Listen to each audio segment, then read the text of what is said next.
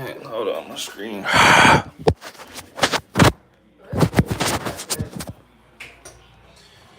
Why is my screen so blurry? Alright, we live. But I know y'all gonna take a while to get in here, so I'm about to go ahead and make me a drink. Mama, make me a drink. What's the concept? I'm supposed to tell it to me. Just make it fancy.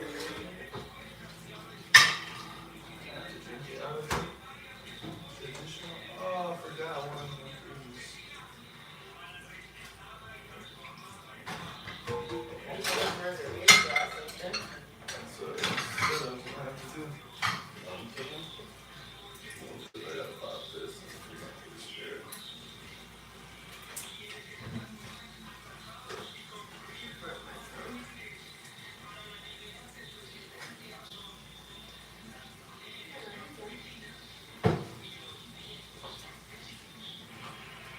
It's frozen.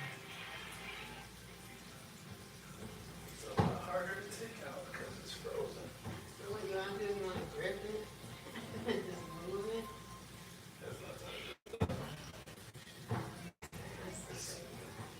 It's quite literally because the bottle is frozen. Put it under warm water. I don't want to crack the bottle. It's almost out, but because the thing is,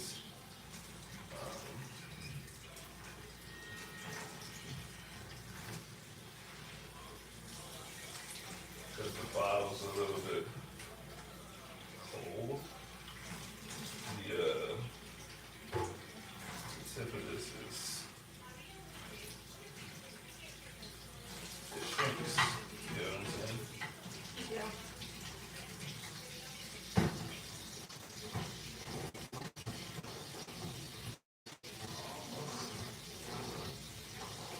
Just don't get scared.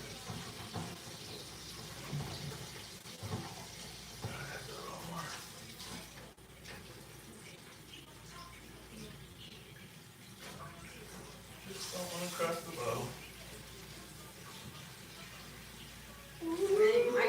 Mike Tyson punched someone on a plane last year? Yeah. Why? Is this fucking me?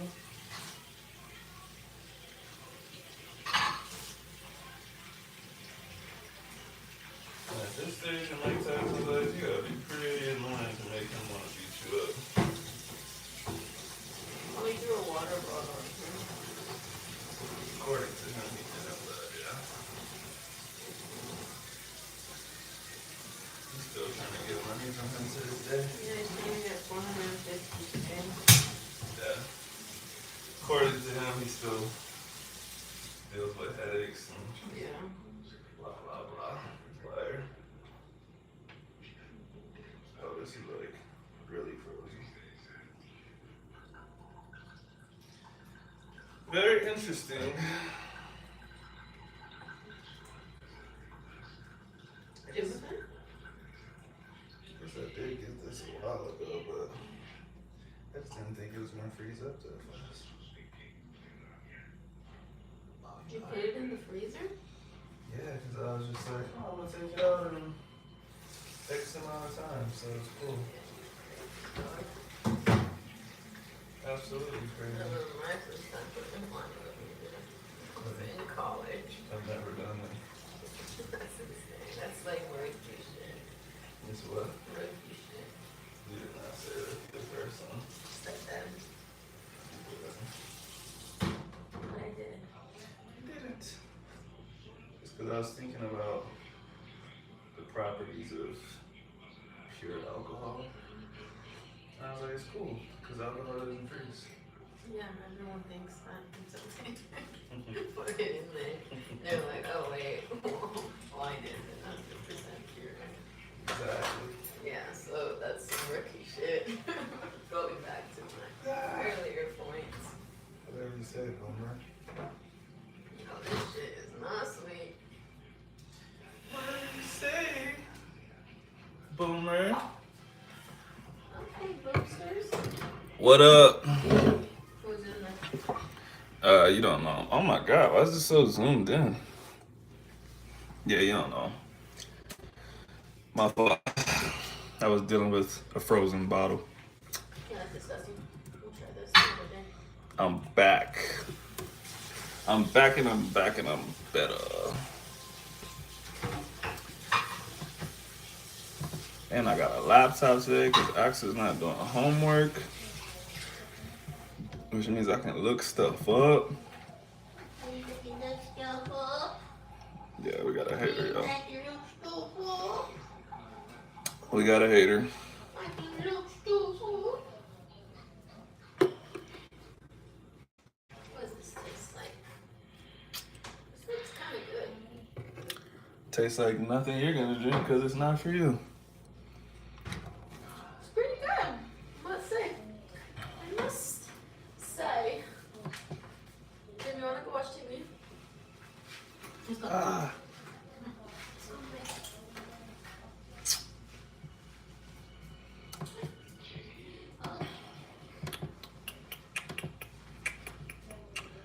All right, let me go ahead and pull up the chat. And pull up some news for the day.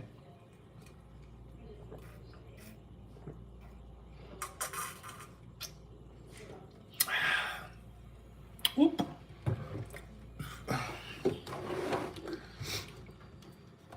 Let's see what we got. Damn, my hands are cold now. I need to go get a haircut tomorrow.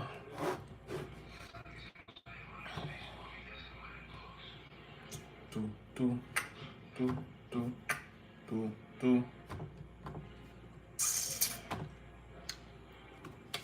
Don't come to Bogota, it's cold as fuck up here. I don't have any plans of going up there. Everyone tells me that it's cold there, and I'm not a huge fan of the cold, so. Hey, can you turn that down just like? I'm looking for it, but Can you see me? I disconnected from my Wi-Fi because it was acting up, so might take a couple seconds to reconnect. King TV, where you been, bro? Ain't seen you in a minute. But yeah, I got no plans of going up to Bogota, bro. Don't even worry.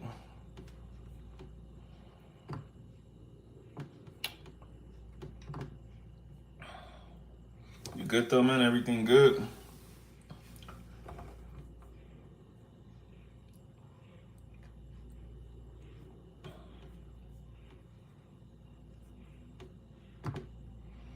Dang, I didn't even make a poll today. Hold on, bro. I'm slacking. I'm very unprepared for this live.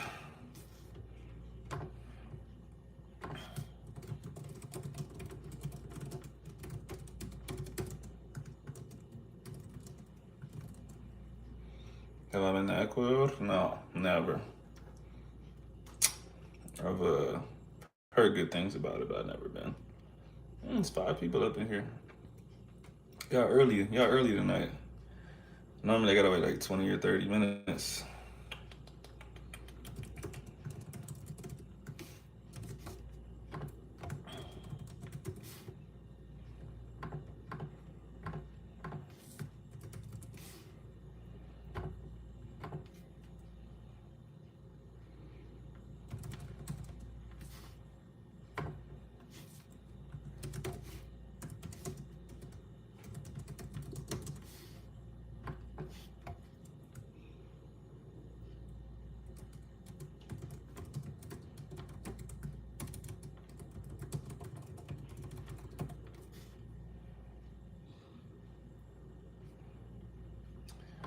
This video.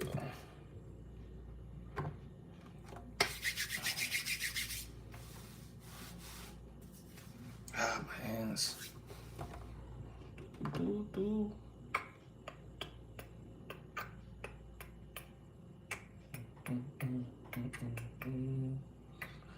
Dun, dun, dun.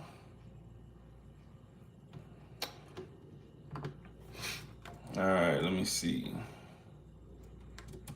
Interesting news. You know what? Since I'm here, I'm gonna look up some news on Colombia. See if anything interesting's happening around here.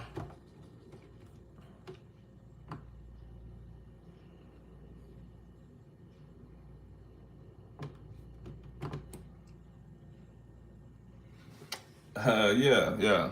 I I don't really don't know if I'm subscribed to his channel or if I just watch it so much that the algorithm just puts it back in my feed. But I see his videos basically every day.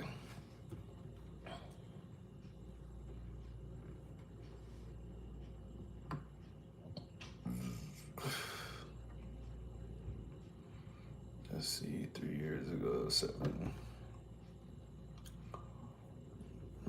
I need the most recent news. This is 10 years ago, bro. 28 days ago, 4 years ago.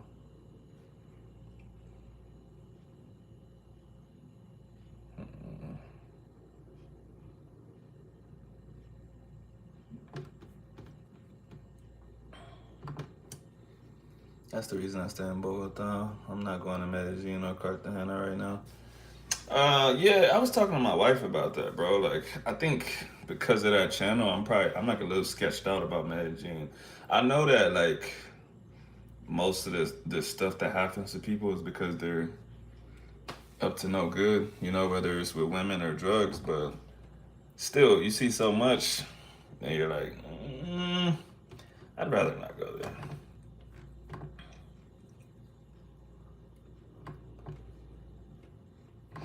But yeah, I be watching his videos, man, and yeah, bro, people be getting knocked off over there, bro. Not,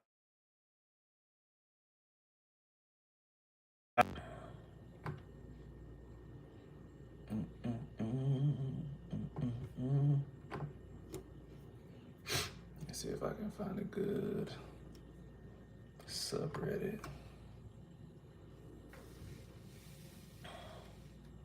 Nobody posts these anymore.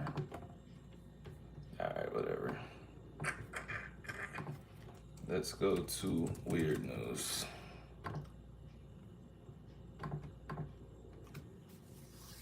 How you like Bogota, man? It's cool up there or what?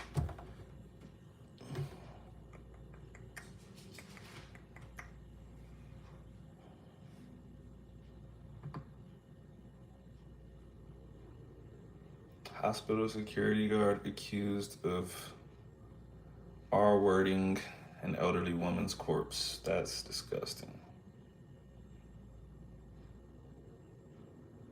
A fight over a cat kills 85-year-old Pennsylvania wife. Husband coated in blood. I'm not reading that, but that's crazy.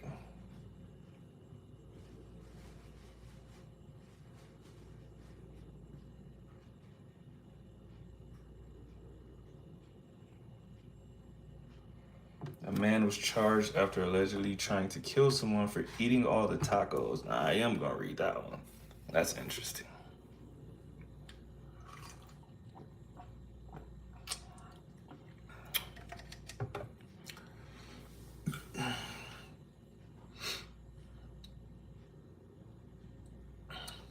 I'm about to be doing a lot more content this upcoming month. I used to work in the funeral industry. That's interesting. What was your real, or I don't know if you want to say, I remember you said it last time. What was your real channel name? I forgot to save the name.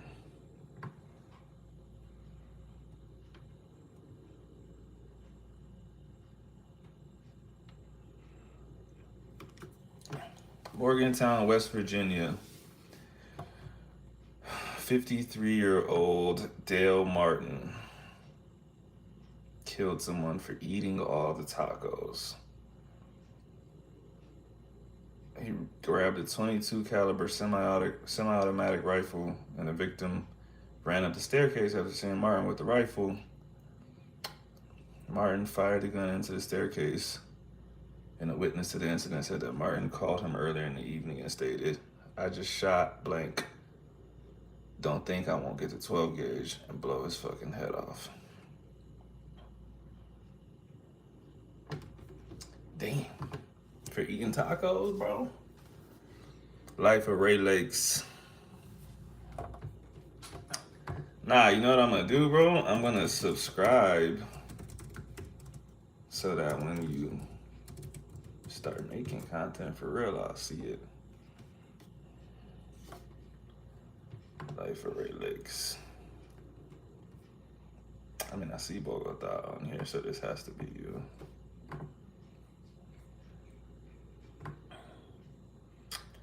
Well, I'm gonna check this out. You got a video from 2 weeks ago.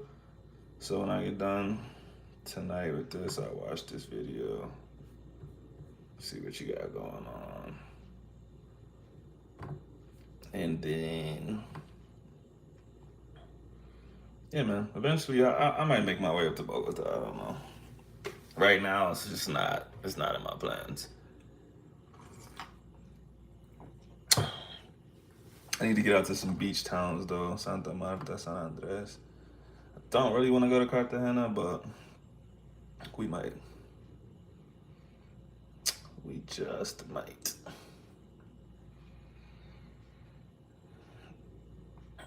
You said your last video was trash. Why you put it out? Why you think it's trash? And what makes your Peru videos better? But I'll check those out. Are you still with this Venezuelan girl, or is that old news?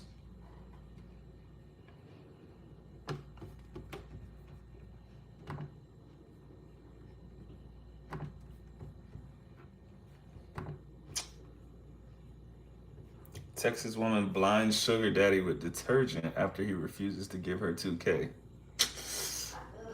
I was about to say, I mean, you're a sugar daddy. Like, why you not handing out the money, bro?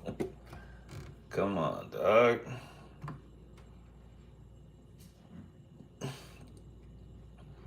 Hundreds attend church service generated by ChatGPT to find out if AI can preach. I bet you that was a pretty good service.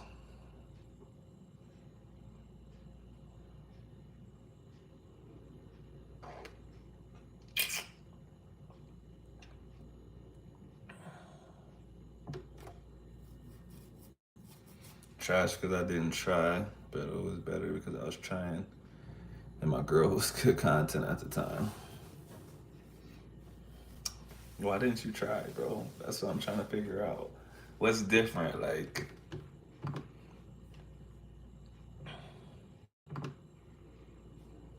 how you gonna make the next videos better? I should ask you that. How I know you're not gonna just be like, nah, those videos trash too when you put out more.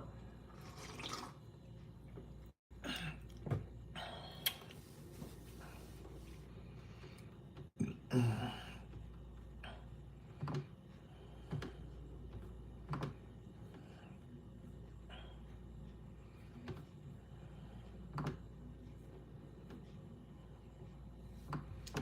right, let's go to uplifting news.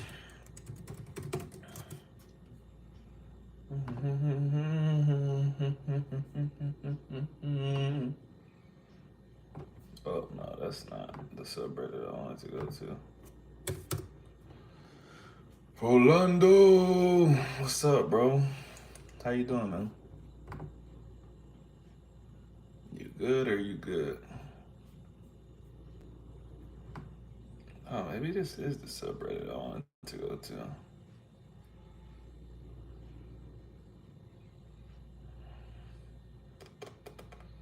Principal adopts student who was sent to his office. That's cute.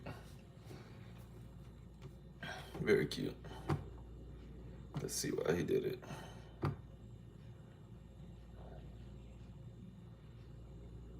She was just this sweet looking innocent little child sitting there, kind of defeated. I asked her what's going on, and she said she had thrown a cup of yogurt at lunch and had been suspended and was waiting to be picked up. He asked her if she would ever throw food at a restaurant, and she said she had never eaten at one. Oh no, the volume's up. Ah! I was an angry child. Ah, okay. She was in a group home after being bounced around the foster care system for most of her life. Ah, okay. That's respectable. they struggle with infertility. So that was his opportunity to get a kid. I respect it. Content will be better because low key this is make or break. Don't have time to keep putting out trash if I'm being honest. I respect it. Well, I'll be looking out for that, man. Hope it's good. To be honest, I think it's really hard to make trash content, trash travel content. Like, you already got a little, so to be trash, I feel like it really has to be trash. It could be mediocre, but to be trash, I'm like, bro, you gotta just not. This shit gotta be garbage for real. But I feel what you're saying. You know? I've made a lot of videos where I just never uploaded them for similar reasons. I'm like, this would be like 10 minutes of like nothingness. Like, I'm out here, but I don't really find it interesting what I just recorded. So, but then again, you know, I be watching the most random stuff. So, who knows what's good content and what's not.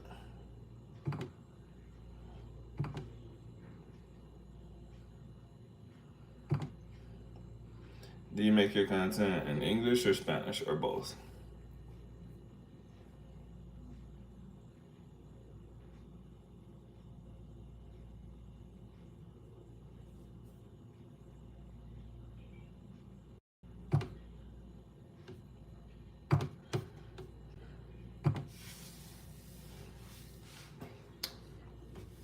Orlando, where you at, bro? What you doing? You didn't reply to me.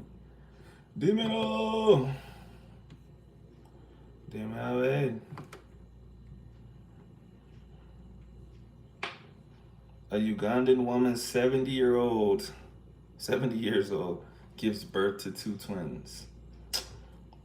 And they say women can't have children when they get older.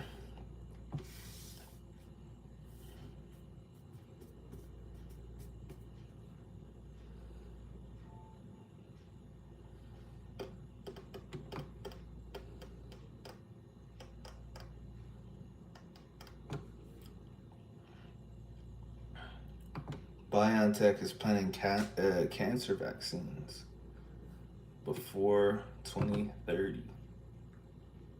Interesting.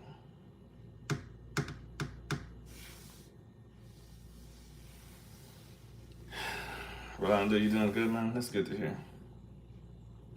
I'm glad to hear it.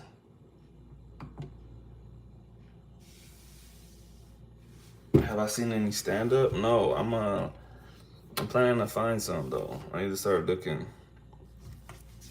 I'm gonna ask my friend actually tonight if I remember. English primarily. Some videos have subtitles. How long have I been traveling? I'm not really a traveler per se. I just moved. I traveled a lot when I was a kid because my dad was in the army, so I'm actually not big on traveling like that. Because I never had a stable place. Like, we never lived anywhere for more than 2 years. Like, I lived in Germany, then Virginia, then Germany again, then South Carolina, Louisiana, North Carolina, Georgia. And so I went to high school in Texas for all 4 years. And then, like, I was like, man, like, this is cool. Like, having the same group of friends, like, not having to start all over and stuff. And so the older I got, because then I went to college in New York. And then I was doing the army thing. So I was in the army after that. So then I traveled a lot again. And then when I just went to Washington before I moved here, that was the longest I had been anywhere in my life. And that was cool while it lasted. But, you know, I was ready to come here, but I'm not really like I be seeing some people that like, I'm going to the Dominican Republic, then I'm gonna go to Ecuador, then I'm gonna go to Argentina. I can't do all that. I wouldn't mind visiting all those places at some point in my life, but it's not gonna be like a every 2 months thing. I'm in a different place. Like, oh, you from Seattle, bro? That's cool. Yeah, I was at Fort Lewis, but I lived in Renton though. So I got done with the military, and then I worked a government job where I was training soldiers, like physically. So I was working on the base before I came here, and then yeah. Why'd you leave Seattle?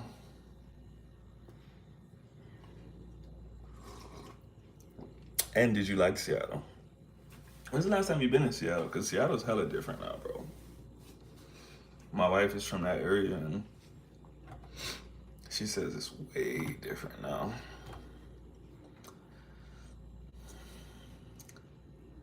I have. I'm guessing you didn't mean to type that. Have you seen a vid when you learn the American accent before the language? It's hilarious. Yeah. I seen that. It's like two dudes like screaming at each other, right? I know what you're talking about. I've seen a couple of videos like that though. I've seen the opposite too. I've seen when you know like what Spanish sounds like, but you don't know any words, and it's like two black dudes just like saying mad random stuff, and they almost sound like they're speaking Spanish, but it's obviously not Spanish.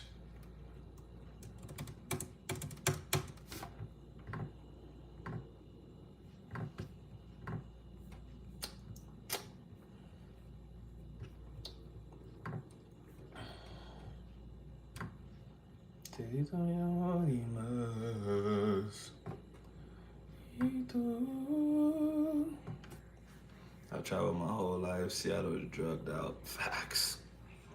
Everyone on drugs. I worked at the most popular funeral home in Seattle.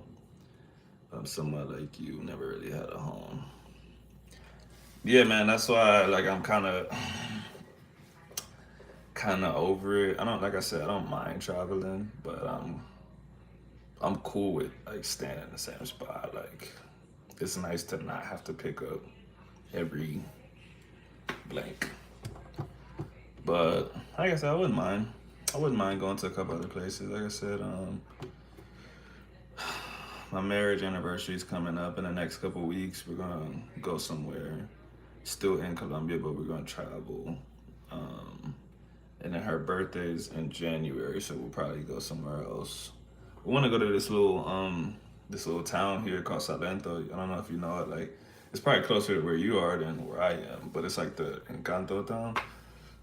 So we might go check that out. I think Africans and Dutch sounds like English. Well, I mean, Dutch basically is English, so English is not a nice sounding language, unlike the Romance languages. Well, I mean, that's very subjective. And I think it depends on what accent you have, too. Some English accents are very nice sounding, in my opinion. Some are not. Some are fucking disgusting. German sounds nice? Yeah, your opinion just got thrown in the trash, bro. German is a disgusting language. The only cool sounding Germanic language. Bro, German's disgusting to my ears. I lived there multiple times. I just think it's disgusting. It's probably why I never fully learned it, because I was just like, I don't get it. I don't get how people speak like this.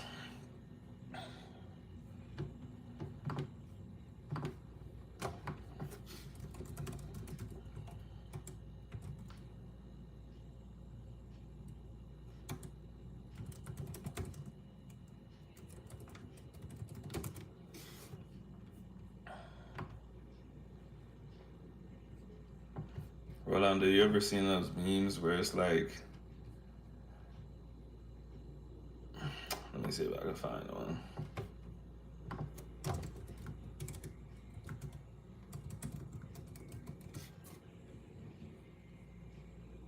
Let's see.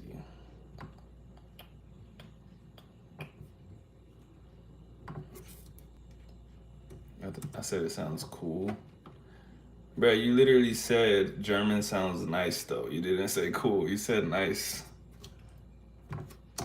You really tried to gaslight me with the chat still on here, bro. I can't imagine what you're like in real life. That is insane, bro.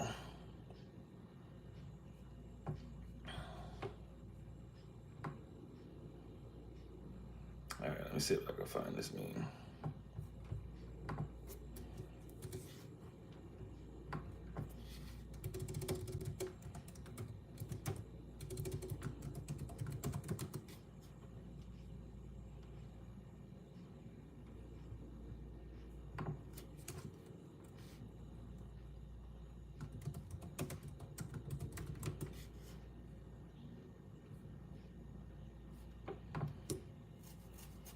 Okay, I found a meme. Oh, I can't enlarge it. What is this, bro? View image. Why can't I view the image?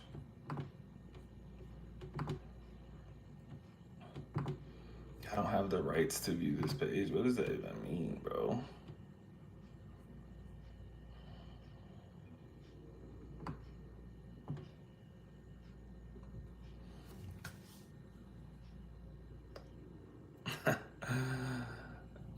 James Pearson, I just joined late.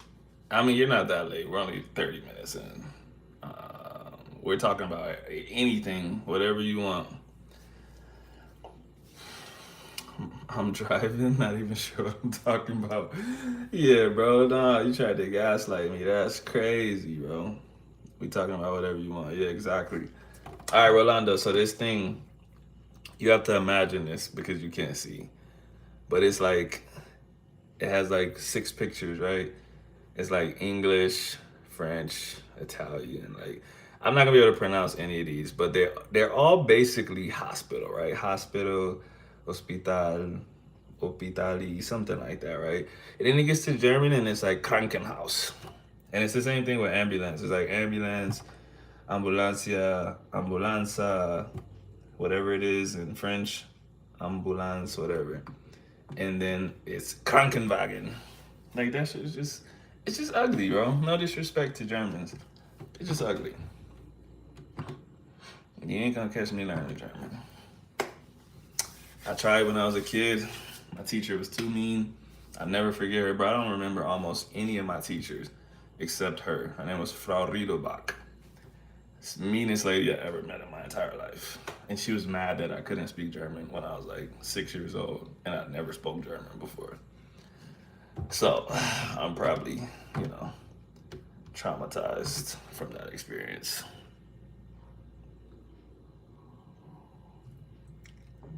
My Spanish teacher was also mean though in high school. She was a Colombian woman. I wonder if I can find her. Her last name was Mondragon, and we used to call her Miss Mandragon. Not to her face, of course, but just people be like, "Oh no, you got Miss Mandragon? Like you gonna fail, bro." I'm into German because of Rammstein. I used to live in a city named Rammstein. Very interesting. But I'm guessing Rammstein is some kind of band or something. Oh yeah, I see it. German rock band. Never heard of it.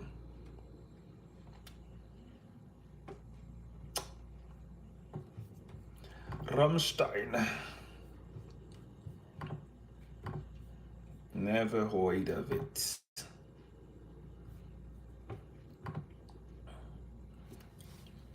One second. Give me like 45 seconds. I'll be right back.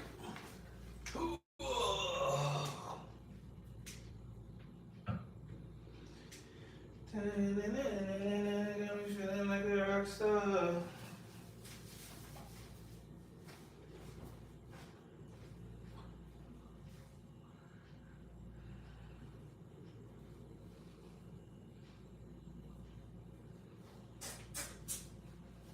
Walking in the hills.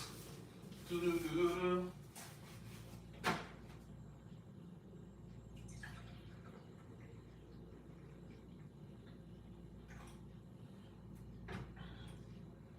I wish I had some chips. I really wish I had some chips? Why didn't I order some? Why didn't I order some chips? Okay, I'm back. Have you heard about a Russian city called 40? Oh, I heard about a Russian city called City 40. No, I have not. Let me look it up. Russian city called City 40. City 40, or what is today, or what is today known as Ozersk, is a closed city in Russia that the Soviet Union created during the Cold War. City 40 didn't appear on any maps until 1991, allowed no outsiders to enter, and for a long time, no insiders were allowed out.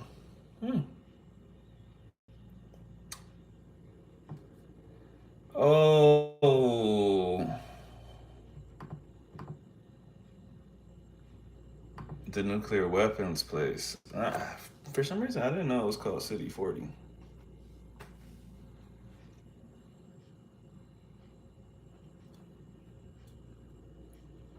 What? Now we're hearing this because I was shot with a brass shotgun shell in an area that I can't say because I'll be on a timer. Uh, that's something. That's interesting. I'm guessing you're from around that area, City 40.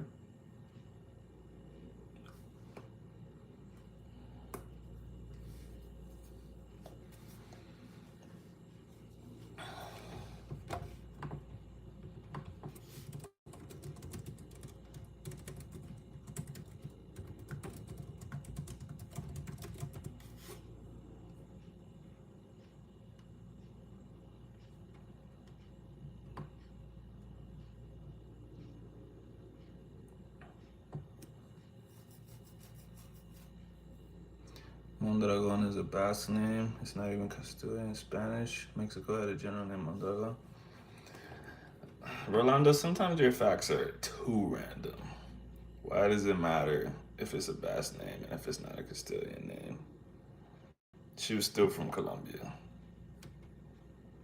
That's all that really matters, not her. not her entire bloodline. Do I have any funny military stories? Man, I probably do, but could I think of them on the spot? I don't know. Sometimes I tell military stories on here, like uh, if someone says something and it makes me think of something that I experienced. Like last time, I was telling them about when I was doing weapons training, and we had a Chinese national that was doing training with us. Yeah, and hold on one second.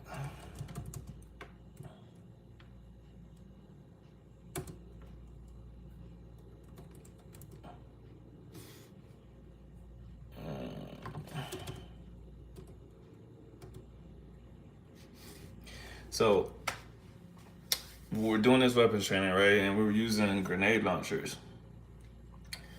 We get this safety brief, shit's super, super long, bro. They always do this, and you're always like, bro, you don't have to tell us 50 times. Like, we get it. But this is why. So, the one thing they kept saying the entire time while we were getting ready is like, yo, you're gonna have a hang fire. You're gonna point your grenade launcher, and and nothing's gonna come out. They're like, keep your shit downrange, and the grenade will come out. It's gonna go, and it's gonna explode when it hits. They told us that at least 100 times, 500 times. I'm like, okay, we're not little kids, we get it. Everyone's doing their thing. This Chinese national, she spoke English, but it wasn't amazing. And she's one of the last people too, so we're all over here. She's over here on the range. And she's like, and then she turns to us and she's like, my weapon on fire. And everyone's like, turn the fuck around. All of the drills, the instructors are like, turn around, what are you doing? Turn around. And she's like, what? And like literally, she's like, what? And they're like, turn the fuck around. And literally she went like this, and as she swung around, it was like, and it was like, and then they tackled her. But yeah, we were just like, damn, that could have been us, bro. Like, we were like this close to being smithereens because she was stupid. That's the last story I remember telling on here. But I probably got a handful of other ones that I'll think of at another time. She was a spy. She wasn't a good one. Nah, she was dumb, bro. Trust me. It wasn't like fake dumb either. She was real dumb. James Pearson. I'm Australian. My parents were Russian, but I was born in Australia.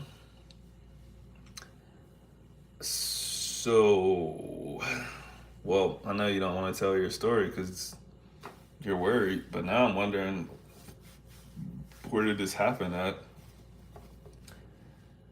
If you're born in Australia.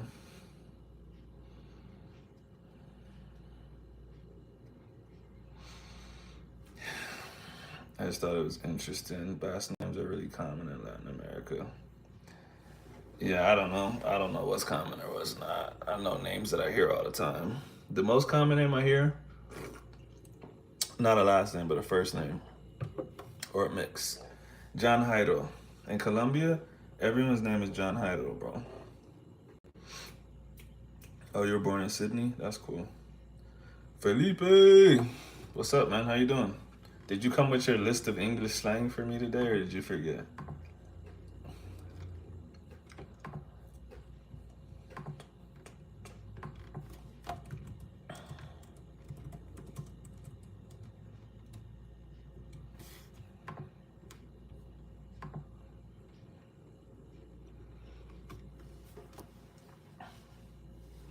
There's like a weird, I don't know if it's only happening on my phone, but there's like a weird stream of light coming from this light.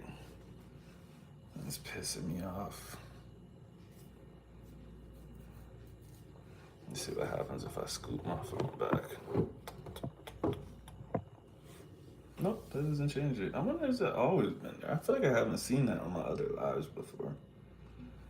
Interesting.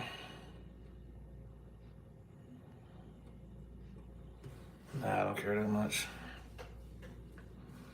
I know a guy who thought Austria was Australia. It was like that scene out of the interview with James Franco. I haven't seen that movie, surprisingly. But I know lots of people that think Austria is Australia. The weirdest things in Australia are no guns for home defense, but we can have a katana. Well, I mean, katana would probably do the trick, to be honest. Freshwater Fisher, what's up? I know it must be cold where you live at. I met a girl the other day that didn't know that modern day Americans aren't native to the land. What? She's from South Africa. All right, I guess we'll give her a little bit of a pass, but that's still kind of crazy. I gotta scoot over. This light beam is just pissing me off. It's right in my face. All right, that's better. Of course I remember you, Freshwater Fisher. Why you always say that? Like I'll forget. You're crazy, man. That stream of light is the ancestors blessing you. I just moved out the way, bro. I just blocked all my blessings. But all right, bro. I'll catch you later. I told her my ancestors were from Nigeria and Mali, and she was confused. Didn't even know that Englishmen started the country. What? She thought Americans were a mixed ethnic group. I questioned our friendship. Yeah, I ain't gonna lie, bro. That's a little crazy. I understand that, like, if you're from somewhere, you probably don't know the complete history of another country. Like, could I tell you anything about South Africa besides apartheid? Probably not. Like, but I can tell you that because it's like the most important thing about the country. I can tell you the problems there.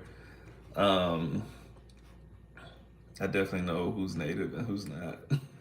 But I don't know, man. Especially with like not being self-centered or whatever. But America is not like some random little country where you're like, oh yeah, we never learned about that. Like I feel like that's pretty big, but I don't know.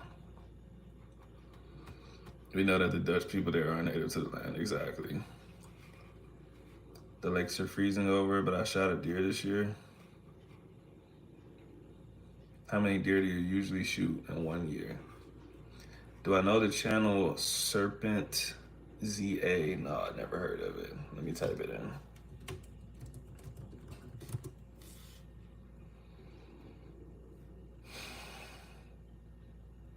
Yeah, this is a South African, so there's probably no chance that I'm ever gonna watch his channel.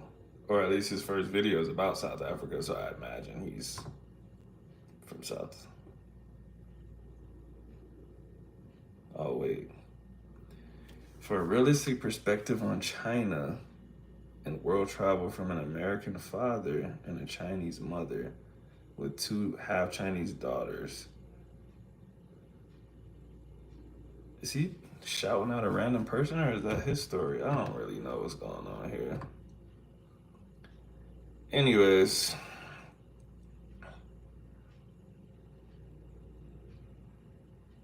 this guy's weird, bro. Why'd you make me go to his channel? Like his video's called I Was a Bodyguard for a Chinese Serial Rapist. I feel like that's a horrible title for a video. Insane. One or two. See ya. All right, freshwater fishing. It's a white South African who misses apartheid. Why'd you send it to me? Why'd you make me search that? What if the algorithm puts more videos like that on? The irony. He says it all went downhill after Mandela. I bet he did. He lived in China for 10 years. Yeah, I really don't care what he thinks, to be honest.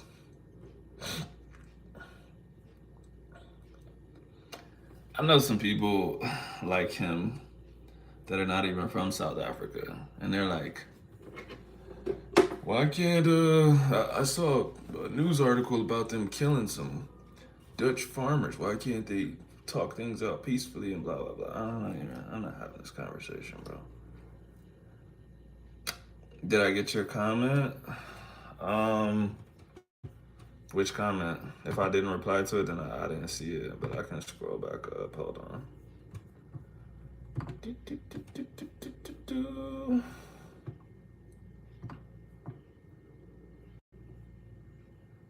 Let's see what you said.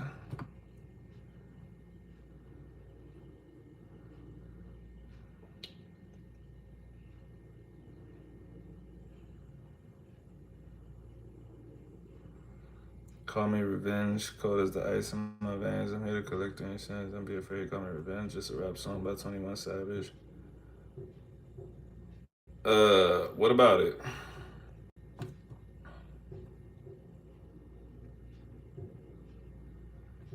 I hear fireworks. That's probably gonna be happening all night because it's about to be December. Is tomorrow December 1st? Because Will told me we're gonna hear non-stop fireworks whenever December is brought in. And from then on, it'll just be celebrations all through December.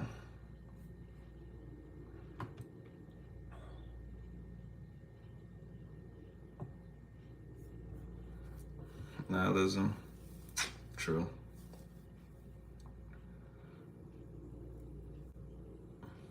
Oh, you seen his videos. I figured you were talking about him, but I just now saw the previous comment. Yeah, your comment doesn't surprise me. That seems like the kind of channel he has. People think he does propaganda for the government since he talks a ton of smack against the CCP and all. I tend to think that people who are only political content have some kind of agenda. I know that probably sounds like simple and stupid, but it's just true. Like, use me for example, right? If you ask me something, I might give an opinion on something political, but it's not my only content, you know? When that's people's only content, I just, I don't know. I just don't care for it because once you go so far, like, we'll just use like, who's one of those super right wing guys? Nick Fuentes, right? You're so far over there that even if you did have like an opposing thought, or you're like, actually, you know, that's like the one thing I don't really agree with this right wing shit. They're not gonna. He's never gonna say that. Like his whole viewership is based on these ideas, so he's never gonna give a super honest opinion about something that opposes those things, right? Um, so I just that makes me not want to watch it because I'm like I already know what you're gonna talk about. There's no way that you're gonna go against it. Pierce Morgan, all these dudes, like they'll sometimes bring on other people on their show and act like they want to hear their thoughts, but they don't actually ever bend. They don't actually ever compromise. They don't talk about. They don't say like, "That's a good point. I agree with you on that." They just say, "But what about this? But what about this? And they don't let them talk." And I'm like, "What's the point, bro?" And then if it's not them just straight up being unwilling to admit that they believe something else, sometimes I don't think they believe it at all. Like a lot of people that are like cast out of the spotlight, celebrities, whoever, they know that being super Christian, super right wing, whatever, is like considered like controversial in this day and age. And they'll stand on that like as hard as possible because it gets you like interviews and stuff. They're like, this brave guy is standing up to the woke world and stuff like that. And I'm like, and this dude probably don't even believe half the stuff he's saying. Like he just this is gonna be his identity so that he can get Fox News interviews and whatever else. Like, you know, so often it's financially motivated. Yeah, 100%. Have you heard the Tucker Carlson AI clip where he's going off on modern men and women? Send me that one. Nah, I don't think I heard it. I tend to avoid anything Tucker Carlson. The only thing I watched of his in like recent years was I might have watched two things. Hold on, let me make sure that was him. Let me see. Tucker Carlson. Okay. Yeah, that was him. So he did an interview with Nayib Bukele, the president of El Salvador, and then I watched the one he did with the president of Argentina as well, the newly elected president of Argentina, which is like the Argentinian Donald Trump, basically. The Icon 2020. Am I woke? Nah, I'm sleep, bro. I'm knocked out. Can't get more sleep than this. I tend to not put labels on myself for anything, not just put politics. Like, I just don't like classifying myself as something. It boxes you in. Um, I'll give you an opinion on something if you want it, but I would never say, like, I'm this. Sometimes I'm not. I did not vote for Trump. Ask me, did I vote at all? I'm not necessarily one of those people that's like voting doesn't matter. I'm just lazy. Even though I kind of think voting doesn't matter. Kind of does, kind of doesn't. I think there's a lot of local stuff that you can do and vote for that probably makes more of a difference than voting for the president. Probably. I probably talked about this on here before, but there's all kinds of stuff that you could do in your neighborhood, in your city. Motherfuckers don't ever call to get potholes fixed. They don't report anything in their neighborhoods, and they and they complain about the president. They're like, "Oh, the country's this, the country's this." It's like, bro, fix your neighborhood. You could directly change things in your neighborhood. Like the people that you elect for your city, for your region, for your state, can do way more than the president can do for you. Not saying the president doesn't matter, but there's a lot of stuff that you could do today in this month that the president is probably not going to do for you.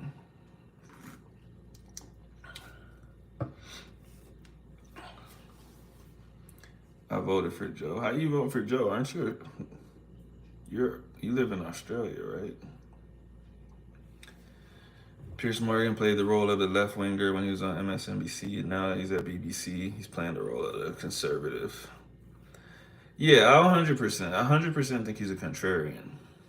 He just like people always put up tweets whenever he says anything. They're like, "But 8 years ago you said this though," and like it wasn't like a slight change. It's like a complete hard stance switch.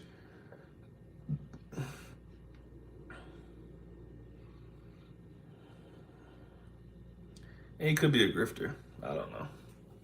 But like I said, anybody like that, I don't pay attention to anyways. Like if that's their whole deal, they're politicians or political reporters, correspondents, whatever. I'm not watching that shit. Not more than once, anyways. Why does it matter? They're both white. You mean to say they're both wine? You lost me there. Oh, is that a joke? Oh, my bad. All right, we're not about to icon James Pearson. We're not about to do real political, real political talk up in here. We're not gonna get into Trump versus Joe Biden arguments. We can talk about stuff, but I don't want to. I don't want to do the left versus right stuff in the comments. It's all good. We Aussies can vote for foreign presidents. What? I gotta look that up. What does that mean? How? Axel just joined the chat.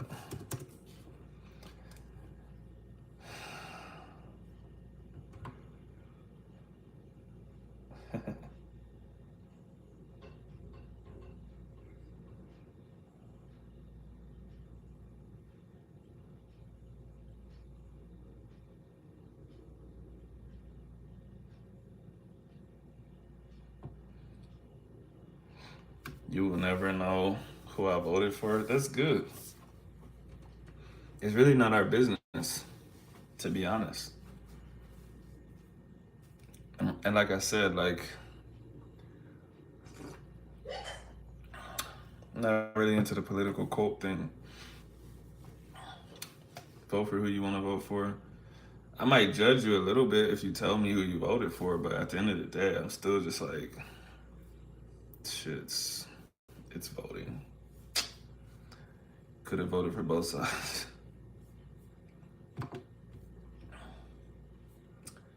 Like I said, man, there's a lot of stuff that you can do locally that people don't do. So I don't really care about people's complaints about the president because I'm like, what do you do? What do you do in your community?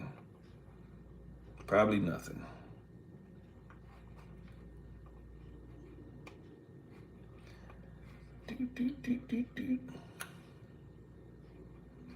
Well, being Australian, I don't believe in right or wrong.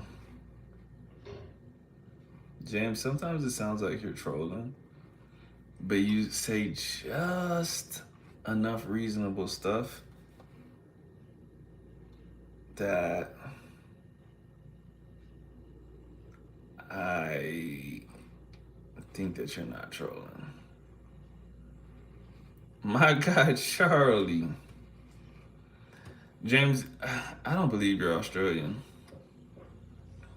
Now that I think about it, I think you blew your cover. Charlie, how you doing, man?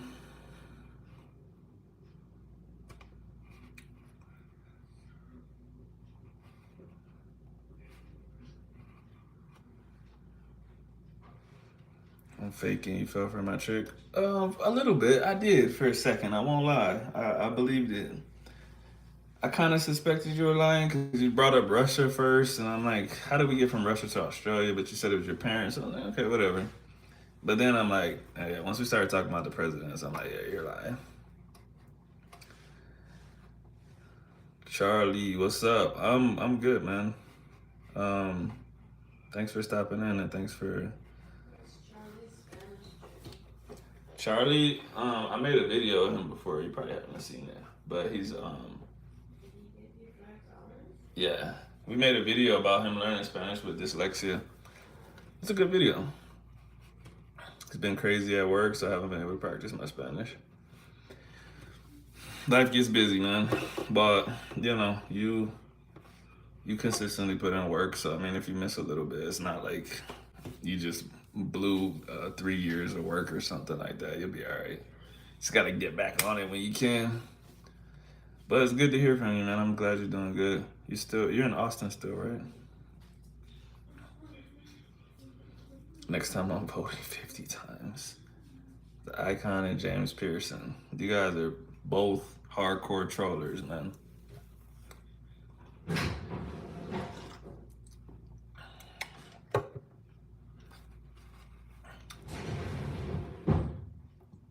Hardcore trollers.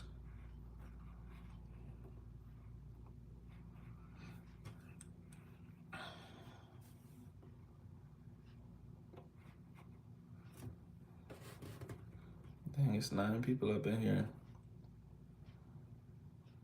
What y'all up to, man? Everybody get active. Ask me a question. Tell me something. Tell me a fact. Rolando usually comes with some facts. He already dropped some facts, actually. He told me the last name on Dragon is Basque. Is it Basque or Basque? I feel like it's Basque, but I don't know. Let me do my Googles.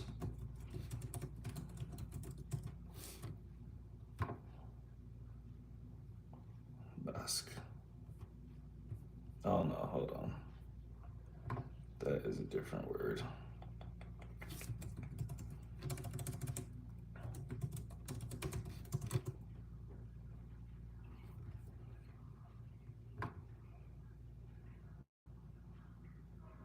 Oh, but it's still Basque.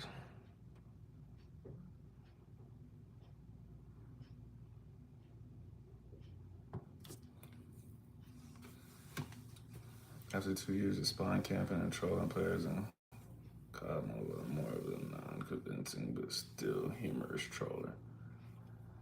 Yes, sir. Still in Austin. Man, I should have. My time in Texas before I came here it flew by a lot faster than I thought it would because I was in Austin twice and I was gonna hit you up, but the 2 times I was there, I was busy. I was boxing with my brother and like literally the day just went by so fast. And the second time I was there, it was like literally the very last day I was in Texas. So I was like, it's already too late.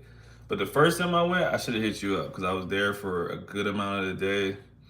But we were like working out and training people all day and stuff. And then I was like, oh man, I gotta drive home. But when I come back to Texas, I'll hit you up. Get some dinner, some papados or something. You like papados? I hope so. If you don't like papados, I gotta judge you, bro.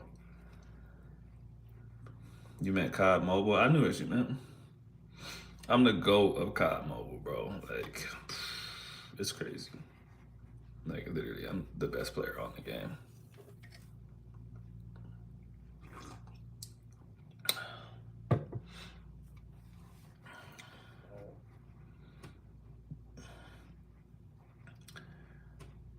Rakesh, hello from India. What's up, man? How's life in India? Felipe, I got a question. Dímelo.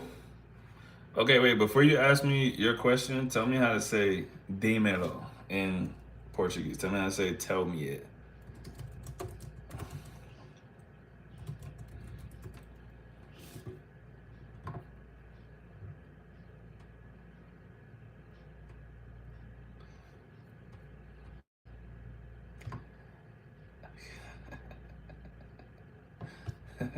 I'm trying. I can't read that comment. I can't read that comment right now. The scatter language is unrelated to all other Indo-European languages. It's not related to any other living language on Earth. Like scatters were there before the migration. Oh, that's interesting.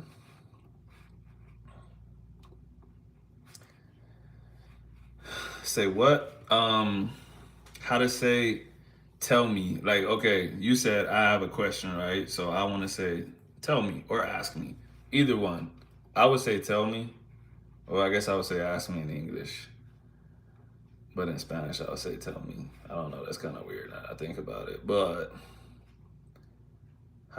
what's your normal response? If someone says, I have a question, what do you say? If someone asks you in Portuguese or they tell you in Portuguese, I have a question, what is your immediate response?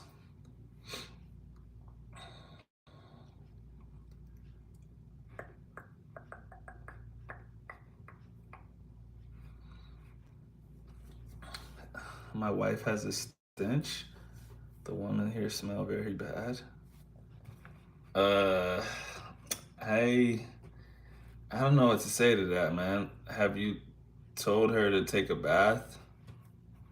That probably would help.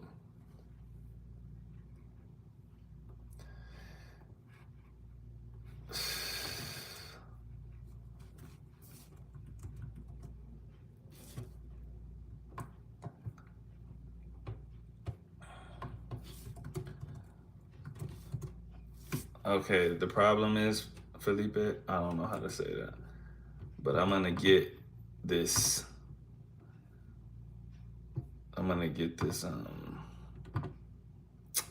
Google to say it, and then you can tell me if it sounds right. Hold on.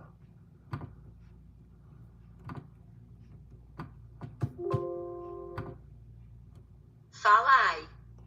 Falai. Falai. I really gotta learn. I gotta learn the Portuguese pronunciation of the consonants and vowels so that I can at least read and know I'm saying something the right way. Me these. Is it these or G's? Me diz. Me G's. Me diz. Is it me or me? And is it, okay, are you saying it's fala aí? Fala aí, me diz. Me diz. Close enough. We'll get there. First, we gotta just learn little by little. We just went to Papados last week. Hey, let's go. All right, when I'm in Austin again, we're going to Papados, no matter what.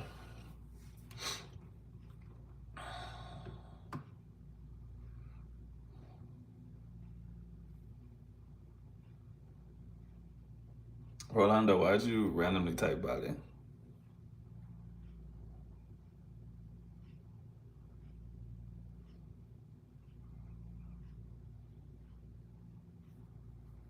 Okay, but go ahead with your question, Felipe.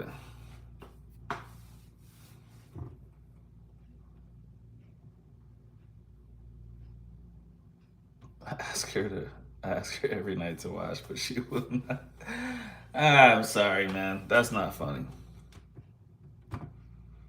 I just can't tell if you're joking or not. That's the only reason I'm laughing.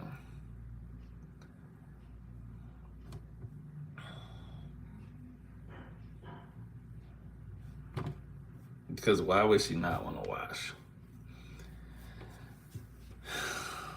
I got a question. Eu tenho uma pergunta. All right, go ahead. Tell me. Fala aí. I'm ready.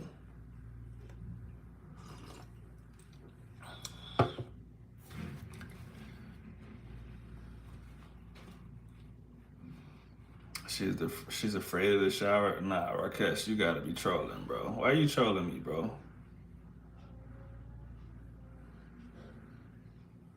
Why are you trolling me, bro?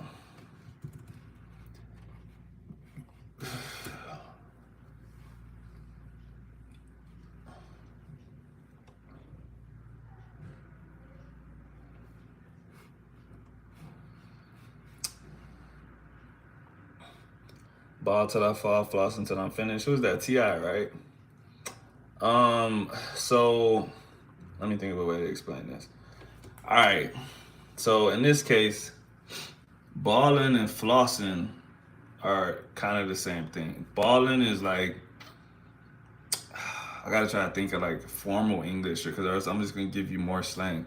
Balling is doing it big. Balling is like, all right, if you have $1 million and you're like, I'll pay for this.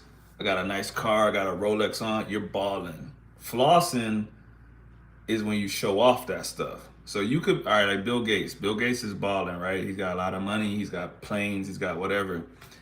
But if Bill Gates had on earrings, chains, and he's like, yeah, this watch is $1 million. This one's 2 million. That's flossing because now you're showing it off. So in this case, ball till I fall. Fall refers to dying. So I'm gonna ball until I'm dead. Floss until I'm finished. Finished, and it's the same thing. It's referring to death. So basically, I'm gonna be rich and show it off until the very end, until I'm dead.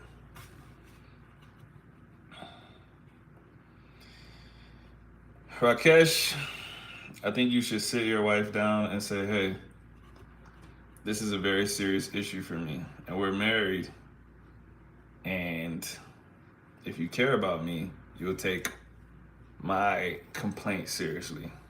And then you should see what she says. What else you got for me, Felipe? I got all kinds of translations for you. You tell me the slang, I got you, bro. Unless I don't. Unless I don't know it. But there's a good chance I know it.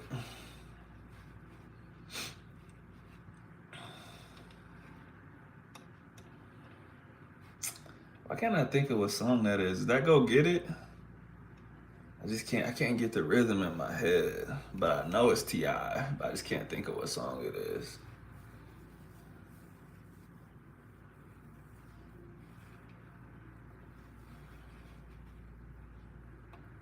And how did you stumble across that song, bro? I'm real interested in your music taste.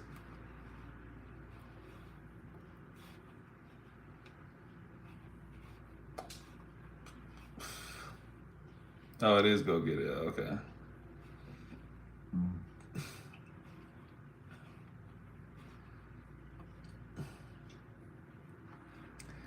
Interesting.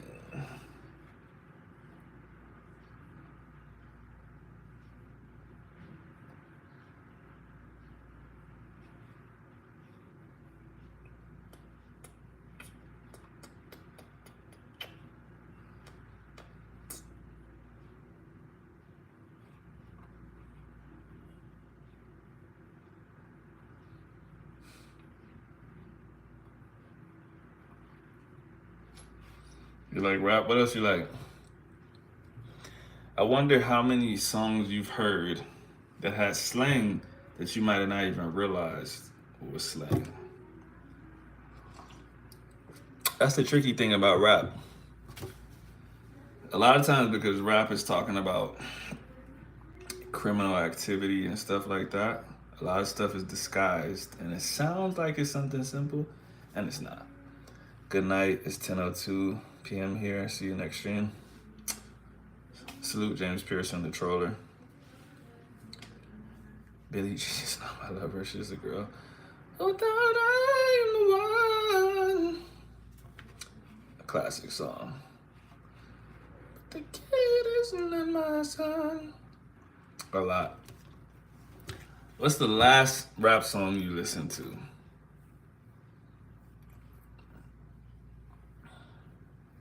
Nelly. Oh, you definitely. Nelly's a classic. Nelly's a classic case. This is not just for people that are learning English. There's a lot of English speakers that don't realize what his songs are talking about. Like, I don't know if you ever heard We're Going Down, Down, Baby. That song? That song is crazy. Country Grammar. There's a reason it was called Country Grammar.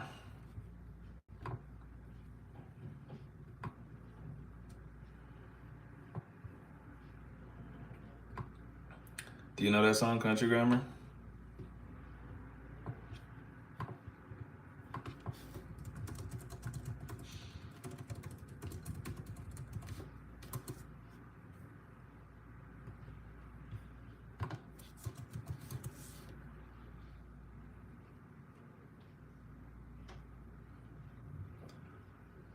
You don't know that song, bro? Wow. I'm going down, down, baby. Yo, street in the Range Road. Street sweeper, baby. Cock ready to let it go. That's a classic, bro. You gotta listen to that Nelly song. But I'm kind of gonna ruin it for you because now you know that there's something extra to the lyrics. Most people that listen to it, they don't know that.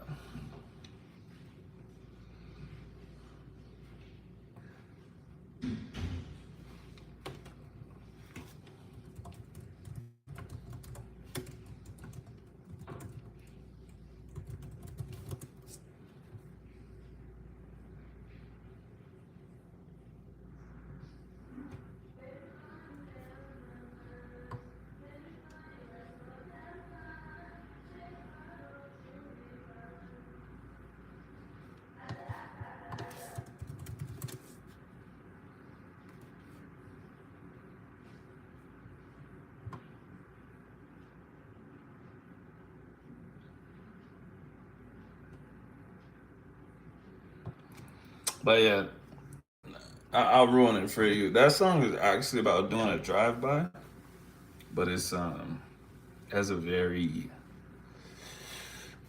I don't know how to describe it. It has a very nice sound that people don't think it's a violent song because they're not really listening to the lyrics because he's singing and they're not really paying attention. What R&B do you like, bro?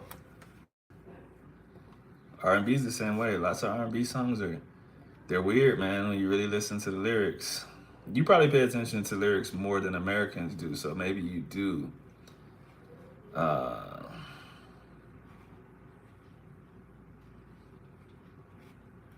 James, I thought you said you were going to bed.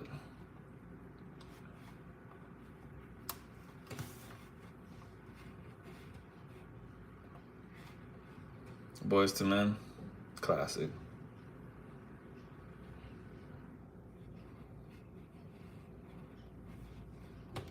Boys to Men. What else? What other kind of R&B you like?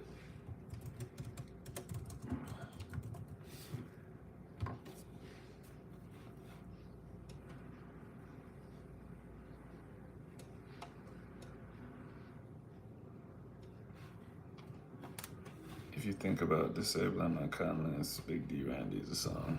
I know that. I've heard it. Don't want to hear it again. Casey and JoJo. All right, man, you listening to the classics. You know who Bryson Tiller is? He's not a classic, but I think you might like the way his music sounds. His Trap Soul album, the first one he made. The rest of his stuff is debatable. Can't really say it's good, can't really say it's bad. But Trap Soul, that album was fire.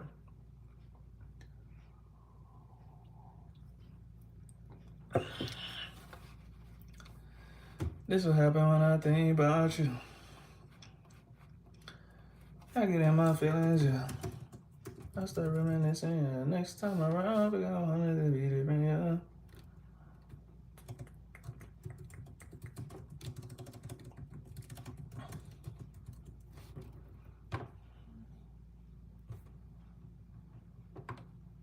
R. Kelly, bro, you can't listen to R. Kelly anymore.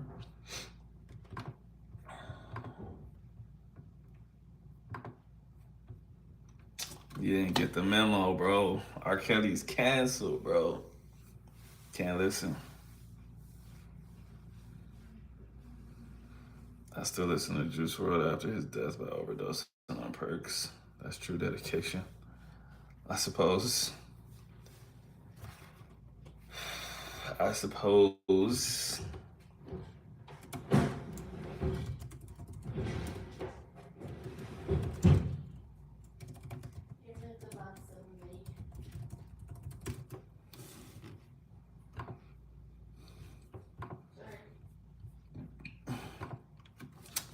What are my favorite R&B artists? It kind of just depends on what you put into R&B,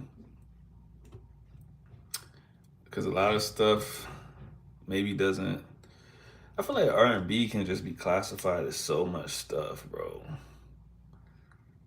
And so like Maxwell, I love Maxwell. Um, Usher is always a classic.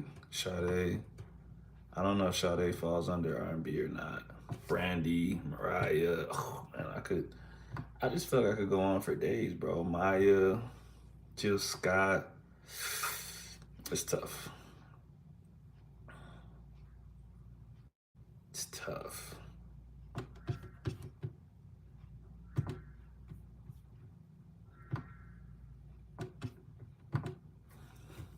Probably be better going on decades. Drew Hill. That's what I'm saying. I could probably just keep naming them for forever.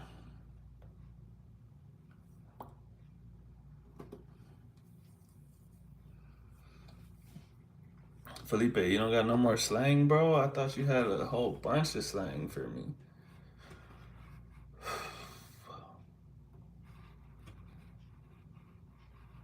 Is most of R&B romantic? I think it tends to be romantic because of the tone of the beat. Um, but it doesn't have to be, I don't think. Let's look up the definition of R&B. We know it's called rhythm and blues. A kind of pop music of black origin with a soulful vocal style featuring much improvisation. Improvisation. Um, I need a better definition than that.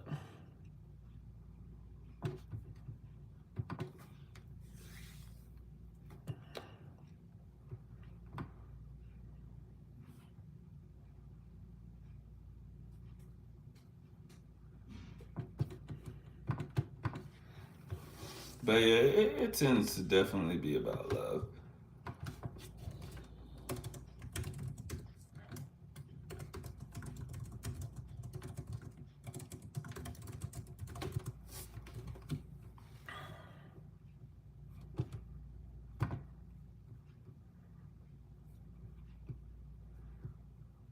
I'm just thinking it would be tough to make a song that wasn't about love to those type of beats. It kind of reminds me of like bachata, right? Like there's some songs that fall outside of the spectrum, but because of how the beat sounds, like it's either romantic bachata or it's like whiny my life sucks bachata, right? Like there's not too many songs that are just like, oh, my life is great, I'm so happy, and it's on like a bachata instrumental because it doesn't really go with the sound.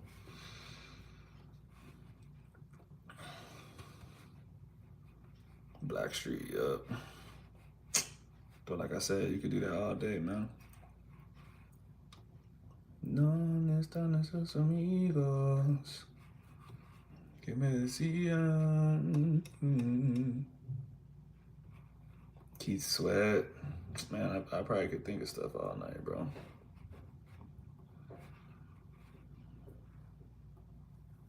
But I'm really just here for Felipe's slang. I just want to know all the stuff Felipe doesn't understand so that we can send him off with new slang in his vocabulary.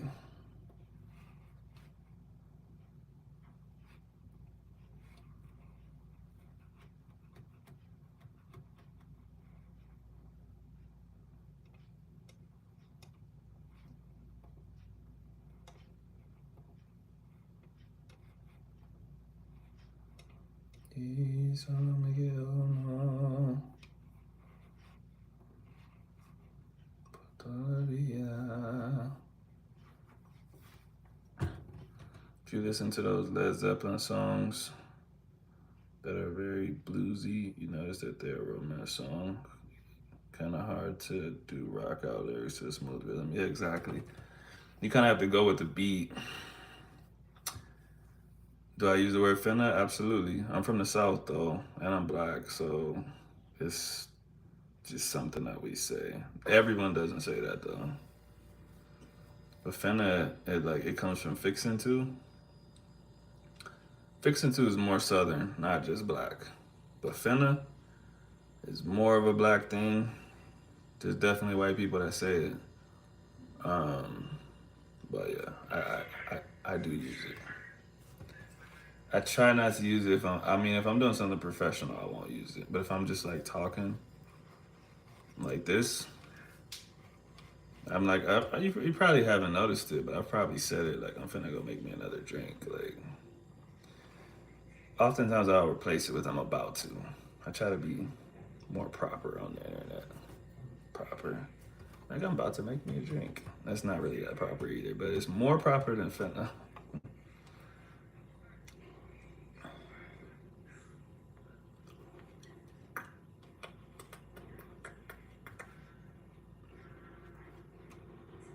Friend tell me this today. Finna take a quick nap. Yeah, that's exactly what I would say.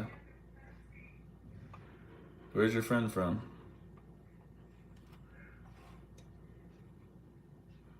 They gotta be from the South, right? Oh, okay, Chicago. Yeah. All right, here's a quick history lesson. Lots of people from Chicago have Southern roots because there was a great migration from Mississippi to Chicago by black people. And so lots of people that don't know any better would say, man, you know, Chicago people kind of talk like they're from the South. They kind of sound like they're from the South. Well, they basically are. They're not, but they basically are. So a lot of their slang and like the way that they talk comes from the South because their parents, grandparents, whoever came from the South. Chicago slang is low key Southern, exactly. Detroit also, yep. Detroit's weird though, cause like Detroit, sometimes they sound like they're from Cali, bro. Especially when they're rapping, like you could hear a Detroit song and you would just straight up think it was like some dude from the Bay Area, but they're not. So strange. I remember when I first got into Detroit rap. It's probably been like 5 or 6 years now. I literally thought I was listening to dudes from Cali. I was like, man, like these Cali rappers starting to slide on slightly different beats. This shit go hard, bro. Then I hear them say like, "Bitch, I'm from Flint, Michigan." I'm like, hold on a second, what? Like, I use finna, but that's because Humboldt, Texas is mostly black and Mexican. Yeah, that's why I said like mainly black because like no one owns words and ways of speaking, but you can definitely say like, oh, this group of people tend to use it more, right? But like I think I told y'all before, I grew up with hella Mexicans that they basically thought they were black, so they didn't know. They didn't know any better. The Bay has the most unique black culture in the U.S. No debate. Hmm. I don't know, bro. I think I could debate that. But I definitely, I'm on board. But I think the DMV is weird, bro. Like they just almost seem like they're not from the country, dog. Like the way they talk, the way they act, the way they dance, bro. Like, bro, everyone I've ever met from Baltimore, I just been like, are you a real person, bro? There's no way you talk like that. Are they Northerners? Not according to them. I almost got into a fight one time over that, bro. I learned my lesson. Oh my God, bro. I didn't know this because I grew up in the deep South. I knew about the Mason-Dixon line, of course. I was educated. But I didn't know people from that area considered themselves Southern, bro. So one time when I was visiting somewhere, when I was in college, I said blah blah blah, but you know I'm from the South and y'all not, and like bro, they literally got mad. Like, what you saying, bro? Like I'm from the South. I'm like, whoa. I'm like, okay, maybe I said something wrong. I'm like, okay, I just meant like I got Southern culture and y'all don't. They're like, how you gonna tell us we not from the South and blah blah blah blah. And I was like, do people from Maryland say they're from the South for real? Like, I'm like, bro, you're literally on the East Coast. Like you're on the Atlantic Ocean. Like I just consider that the East Coast. I found out that day that they're the South. They was about to jump me, bro. Uh, Mike, I'm with you, bro. I'm with you. I don't consider it the South. I don't even consider North Carolina the South. But one of my best friends is from North Carolina, and he'll fight you over it, bro. He's like, "How you gonna tell me I'm not from the South?" Like, so I don't know. People go by the Mason Dixon line. They go by the amount of racism. Felipe, I got another question. What's up, bro? Tell me. I'm not wild. Oh, you're saying North Carolina is about as southern as it gets? All right, check this out. I agree. I lived in South Carolina, so I know. But I'm like, bro, this shit's not that far apart. I'm like, you're on the East Coast. To me, like the dirty South is the South. Everything north of Georgia is New England to me. Uh, yeah, I don't know, man. The culture stuff and the physical places. All right, so check this out, Mike.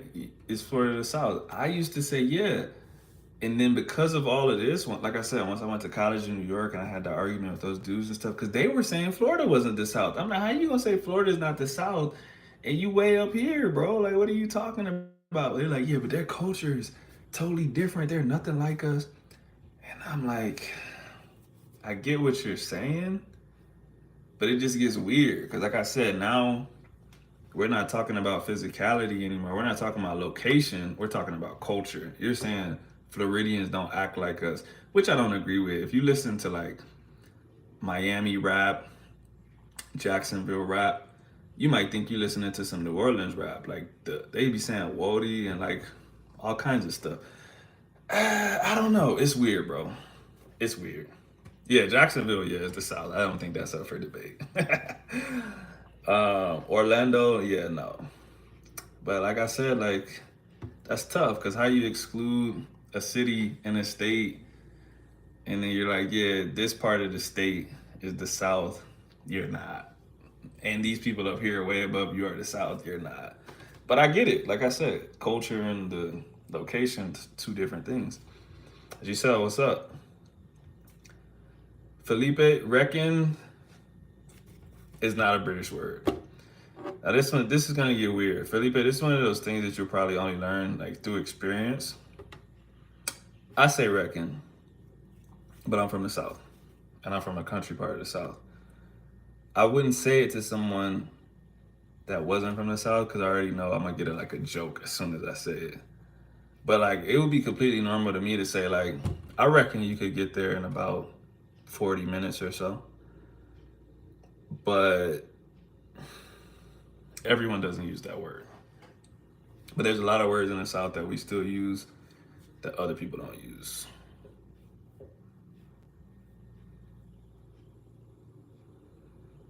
But yeah, this Mike, this conversation is an interesting conversation, man.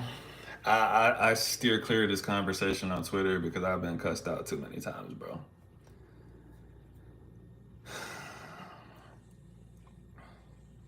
Putting Dallas and Atlanta in the same boat and I've never been.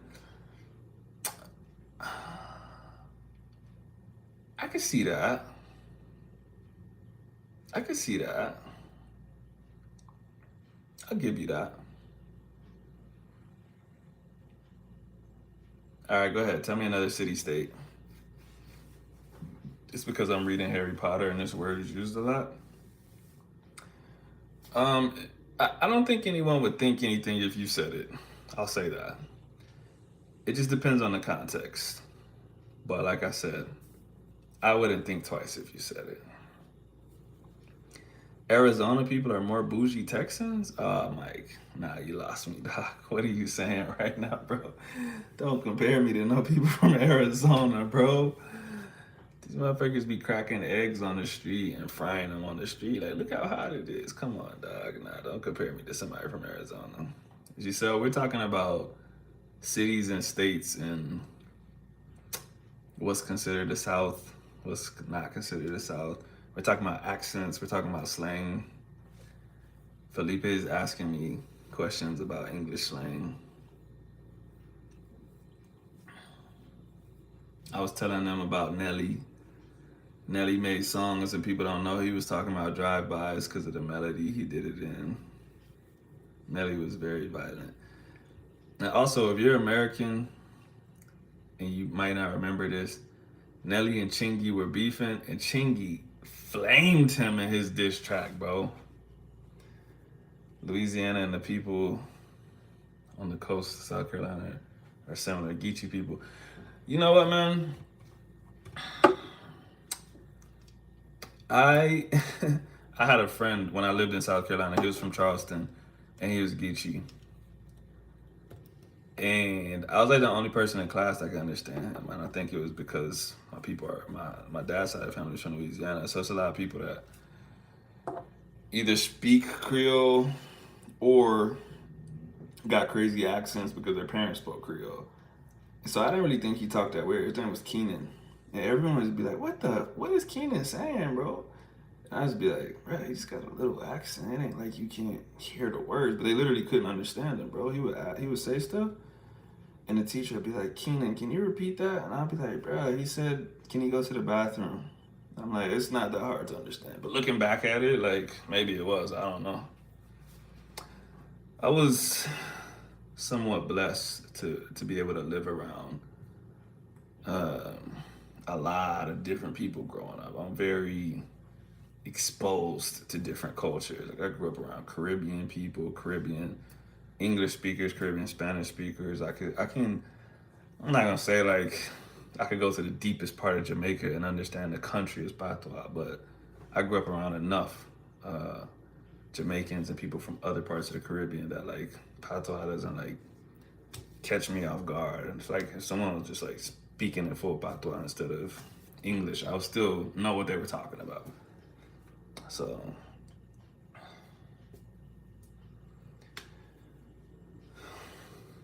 grits is good, yes. But there's a huge debate. And I don't know what side of the debate you're on about this. Do you put cheese in your grits or no? Do you put sugar in your grits or no? I need to know what you think before I judge you.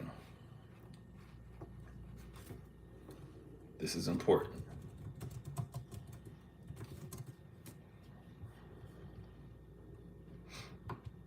Mike, I need to know about you too, because you're from Georgia, so you might not even like grits. That's the first question, Mike. Do you like grits? Or are you one of those black people that's like, hell no, I don't eat grits? Grits is my favorite thing to eat growing up. Sugar in the grits is wild? What do you mean, bro? Nah, see, I don't rock with cheese in the grits. Sugar in the grits is my thing, bro. I used to dump like half the bag up in the hoe. Yo, you know what's funny? My bro from North Carolina is literally texting me right now, and I wonder what he's texting me about. But it's just funny because we just brought up North Carolina, and it's this guy that I used to argue with and just be like, you're not from the South. I'm like, bitch, it literally says North in your state's name.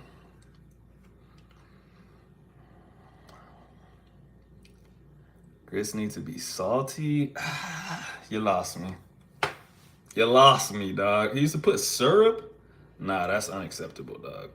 That's insane. Fish and grits. Okay, but check this out. I'm just talking about when the grits are by themselves. Because, yeah, like fish and grits, shrimp and grits. It's good. But to be honest, I could still put sugar in my grits and eat it with fish and grits or shrimp and grits. Like, I don't eat pork chops, but I feel you though. Why putting sugar in a salty dish, my brother? Listen, man, it's just something I did when I was young, and I just never stopped, bro. I'm not much of a fan of sweet food since Mexican food is not sweet. I like spicy. You know what? Y'all are some losers, dog. Grow up, put some sugar in your fucking grits, put some sugar in your dish, Rolando. Come on, man. All right, Felipe. Let me know if you got any. Next time, you need to come with a list of slang. You only had like 2 slang words today. Antonio Bandito, what's good, bro? Fish and sugary grits is insane. All right, I get one insane food opinion. All right, this is my one insane food opinion. I like sugar in my grits. What are you gonna do, man? What can I do, bro? It's good. What else? What else? What are some classic Southern food debates? What else? You eat chitlins, Mike? I don't eat chitlins, bro. Never have, never will. But I'm also like not a slave, so I just don't see the need to eat that. Trying to get over there to Colombia, come through, bro. Where you from? And what's stopping you from coming over here? If it's money, then you don't even have to say. If it's not money, then what's stopping you?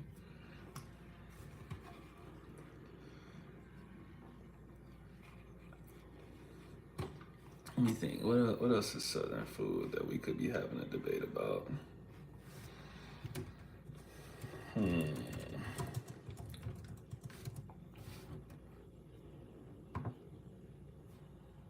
My grandma used to make them in Savannah, but I legit would throw up when she was preparing them.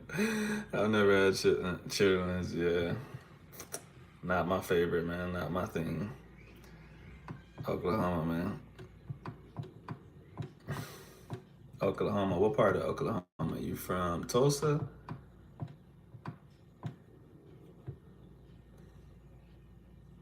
What is?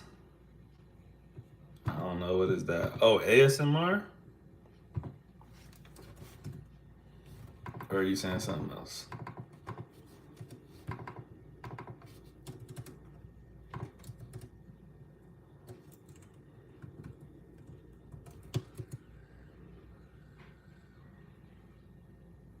Something like it.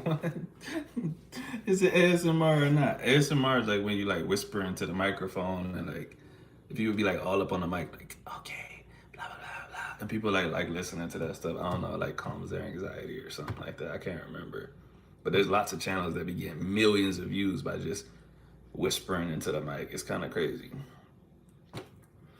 All right, Mike. I need to know this. Fried catfish, hot sauce, and white bread. Oh yeah, too easy. I'm guessing that's why they don't eat tacos at 3 pot. Exactly, bro. First of all, I don't really eat pork. I don't eat pork. Not really. I don't eat pork. If I did, I still wouldn't eat chitlins, intestines. Like, no. Langston. Oh, okay. All Black Town, bro. Historical. Yeah. I know. I know a boxer that's from around there. Uh, Giselle, what's the catfish soup called in Spanish? I wonder if I ate it before and I didn't know. What was I gonna say, Mike? Mike, do you say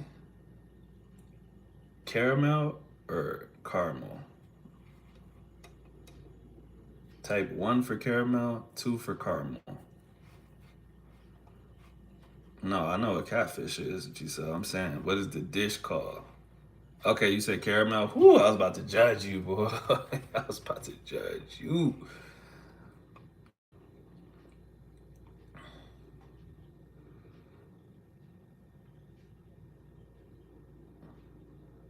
Yeah, I think the other one sounds weird too, bro. What else? What else? You know what? I don't like okra. That's my other thing. I know that's like a sin, but I just don't like it, bro. I've never liked okra. Fried okra used to hit. It's just not my thing. And yeah, it is overwhelming. Exactly. Gumbo, yeah, I love gumbo. Half my family from Louisiana though. Like my grandma's gumbo, can't beat it. There's a dish here that's not gumbo, but it reminds me of gumbo. Um, and it's really good if y'all ever come out here. Cazuela de marisco, it's super good.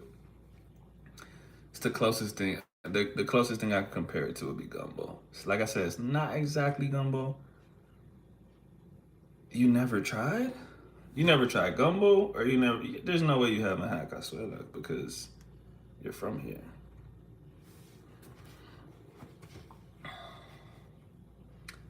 But Yeah, gumbo. Gumbo's nice. What else? Jambalaya is good, yeah. Cornbread. I like cornbread. Louisiana has the best food, hands down. My neighbors growing up were from New Orleans, and we used to be over there every 4th of July.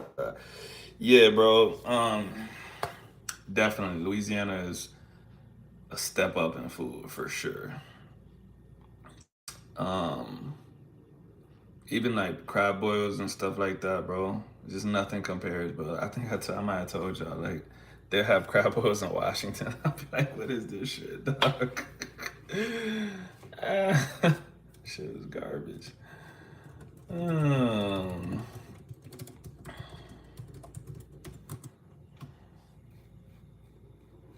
Mike is typing like a machine gun.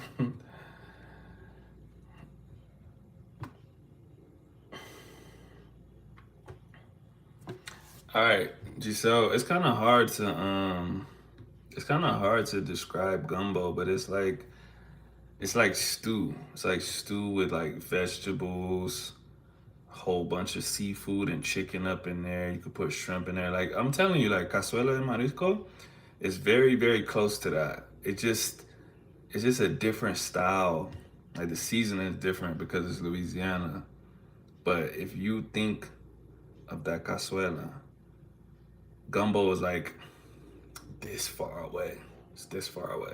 Except we make it in a big ass pot, like that you would have to hold like this and put it on a table like this, and you serve everybody from it.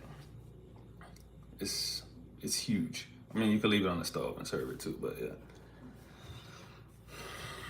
The best cazuelas in Tulu, huh? Are you sure? Don't make me go out there and try some. All right, hold on. I gotta see what I missed. Crawfish, the entire juicy crab brand is from Louisiana. Yep. Frito chili pie. Ooh, I haven't had a Frito chili pie in so long, bro. Ooh, you just made me hungry, bro.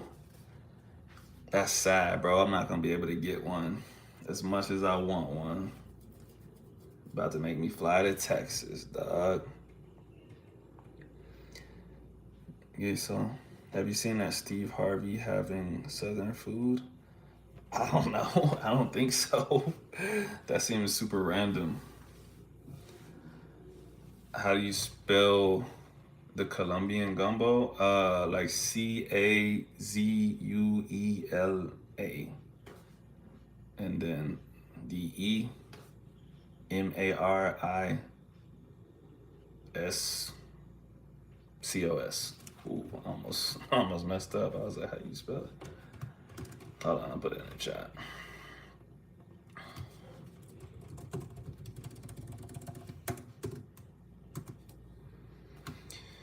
One hour away from me, I might have to do it.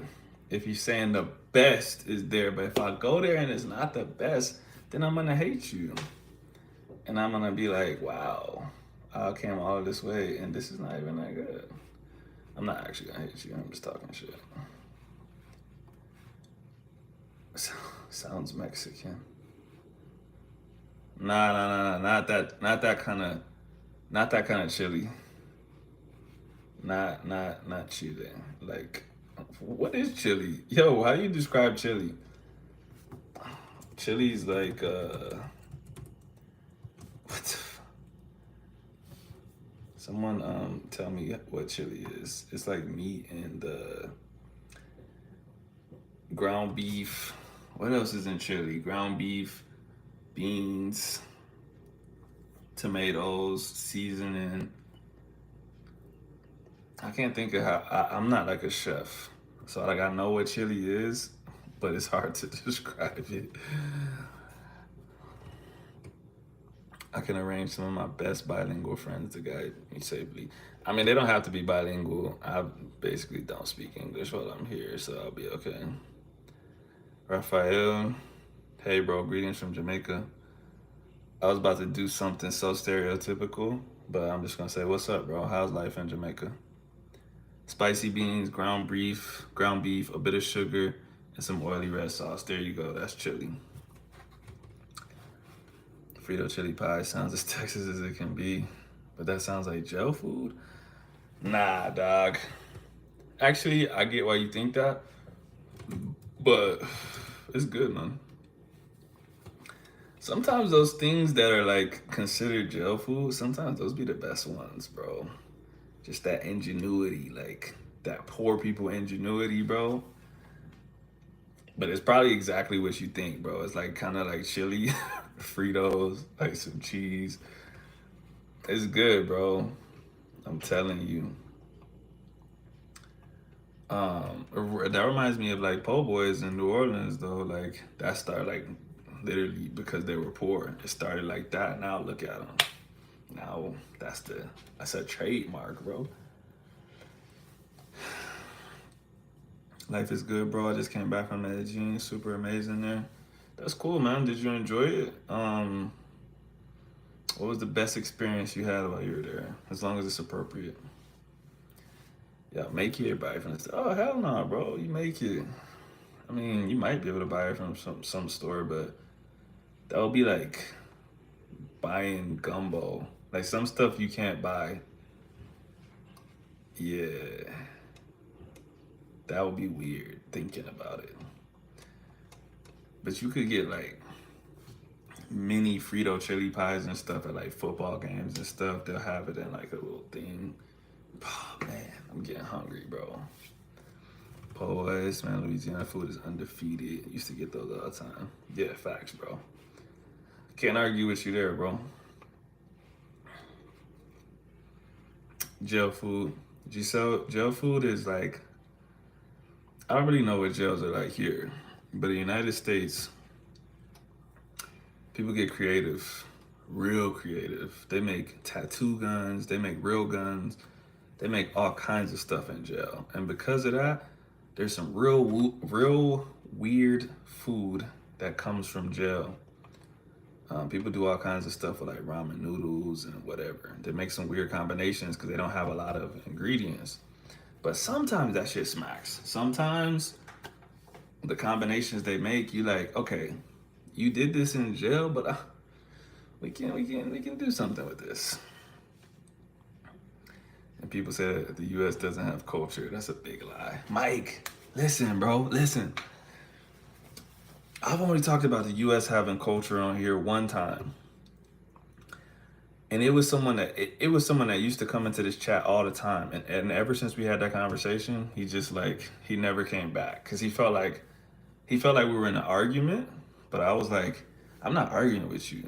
But he said the U.S. has no culture, and I'm like, how can you say that? Like, I just don't agree with that.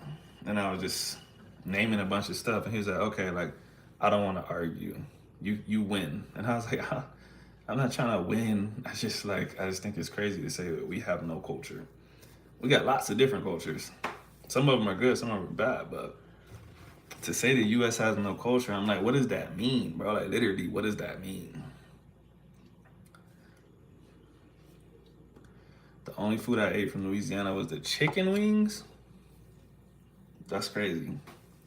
You went to Louisiana. What part of Louisiana were you in?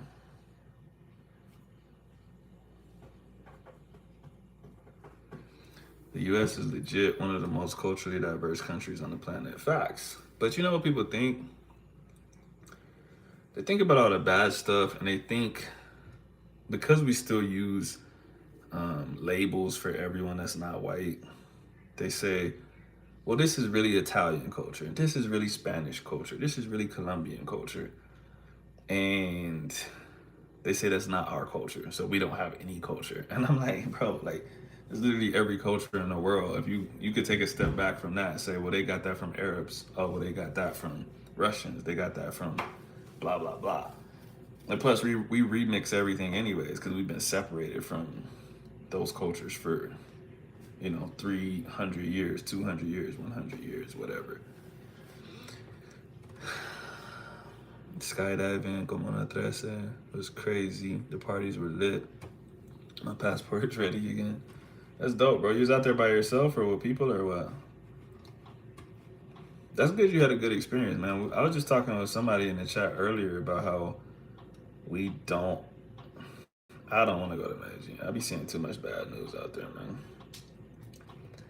Think about the fact that the Crips and Bloods live in the same country as the Amish. Facts. Facts. I mean, even our gang culture is mad diverse, bro.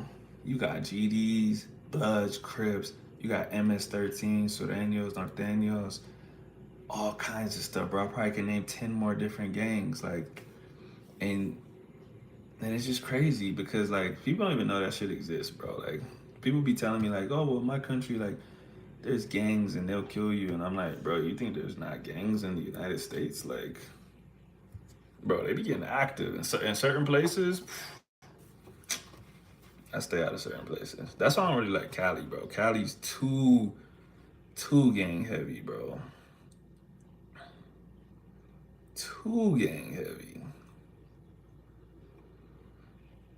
Alex Weston, so many. Yeah, bro. What's up, bro? When you hopping back on COD Mobile?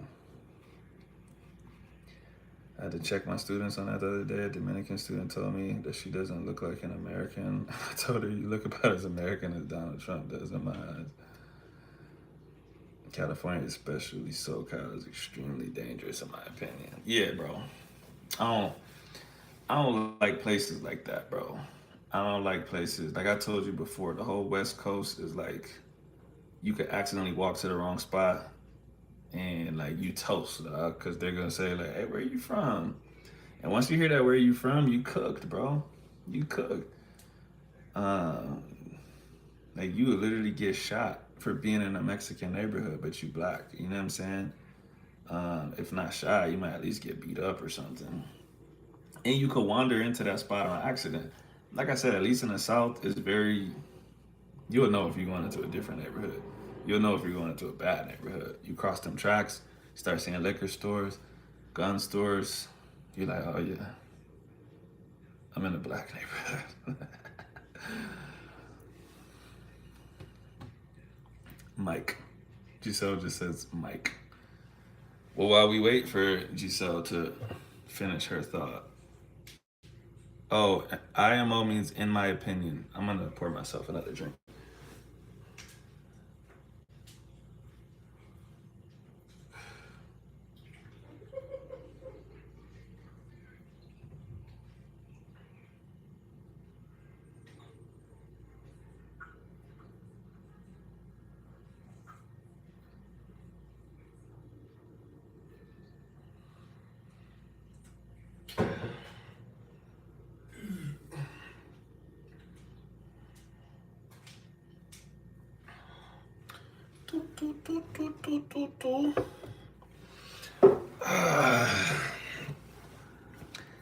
Oh, we lit.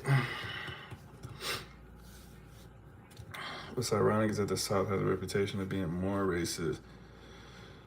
But I feel like there's more ethnic harmony in places like Texas and Georgia. So, I I've talked about similar things before. I be trying to tell Axel stuff like that.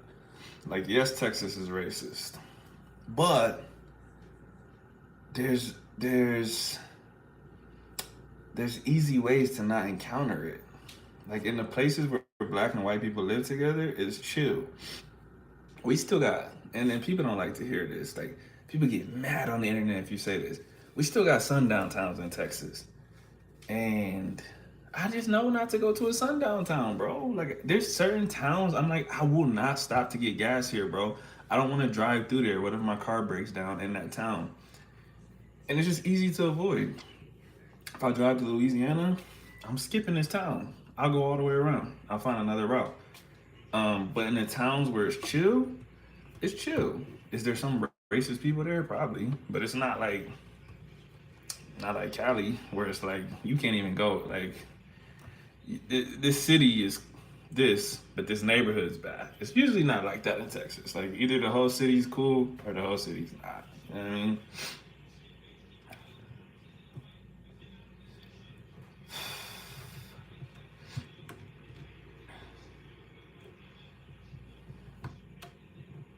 But yeah, Texas, the South. It's different, man. It's different. Some stuff you gotta experience too. It's hard to tell people certain stuff. Um, Sometimes you just gotta live it. You know what I mean?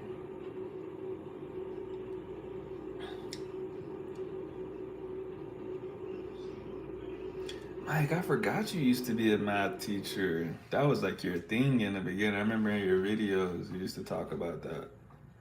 Man, life changes, bro. I forgot. I literally forgot you were a math teacher. But that was like I said, that was your whole thing for a while. Honestly, I really don't fuck with math, bro. I just don't like it.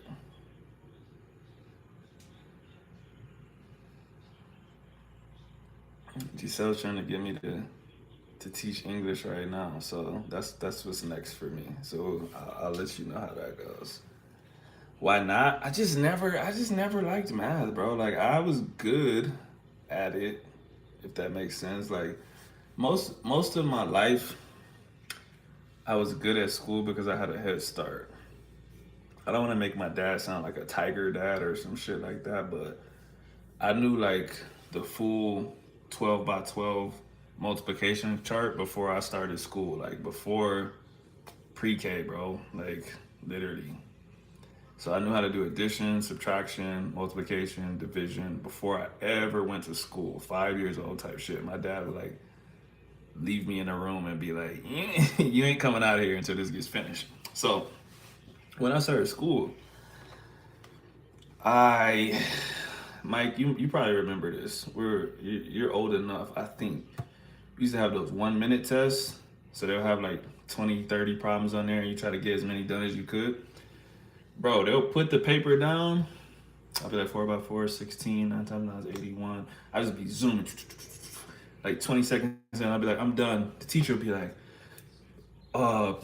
there's no way you did this in 20 seconds. Like, did you start before? And I'll be like, no, like, this shit's mad simple, bro. Because we're like in first grade. I'm like, bro, this shit's 4 times 4, dog. I could do all of this. I could probably do everybody's shit in here in a minute. And I, because I got that super, super head start, I never learned any good study habits, bro. I was ahead. I learned so much as a kid that I was ahead of school until I got to college. So like I took the SAT in 6th grade. I almost made a perfect score in 6th grade, bro.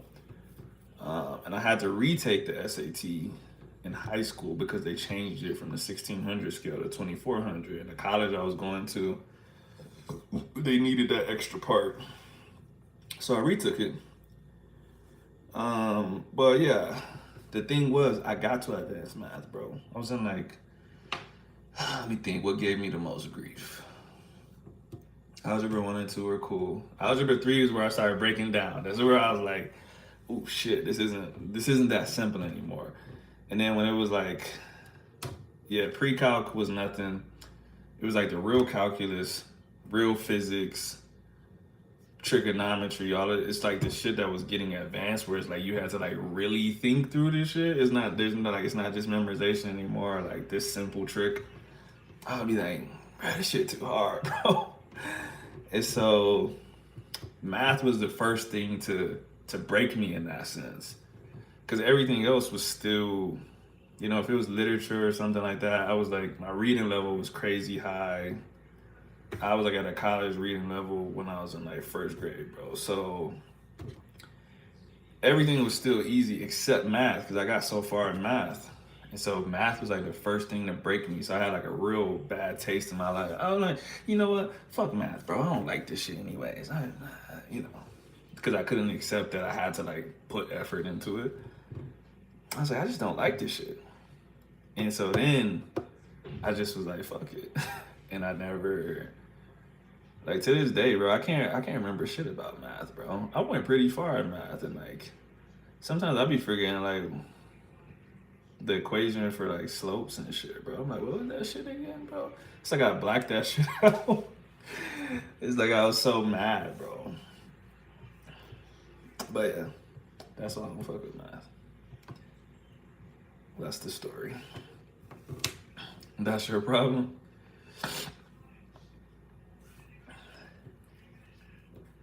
Yeah, I like kind of remember it. What is it? Y equals mx plus b. All of that shit like that, I was okay. Like I said, it was the more advanced stuff, especially like physics. Ooh, physics fucked me, bro. Especially because physics was a decent amount of math. Am I still good at mental math? Yeah, if it's simple. I do like yeah, I do like math in my head all the time. Like if I'm like about to pay for something, like I can do it like. Let me send some kids for you. Don't want me to tutor them, bro. It was. Hello, sir. How are you doing, man? Y equals mx plus b. Didn't I say that, or did I not say that? I don't remember. I thought I said that, but it's very possible that I did it.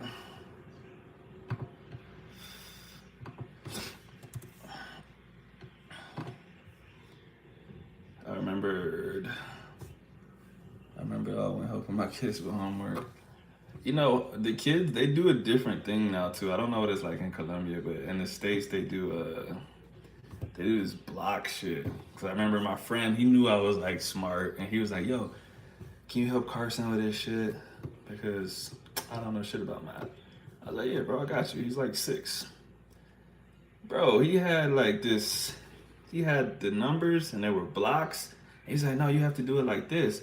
It took me like the whole day. I finally figured it out, and I helped him. But I was like, "What is this, bro? This is not how we learned to do math."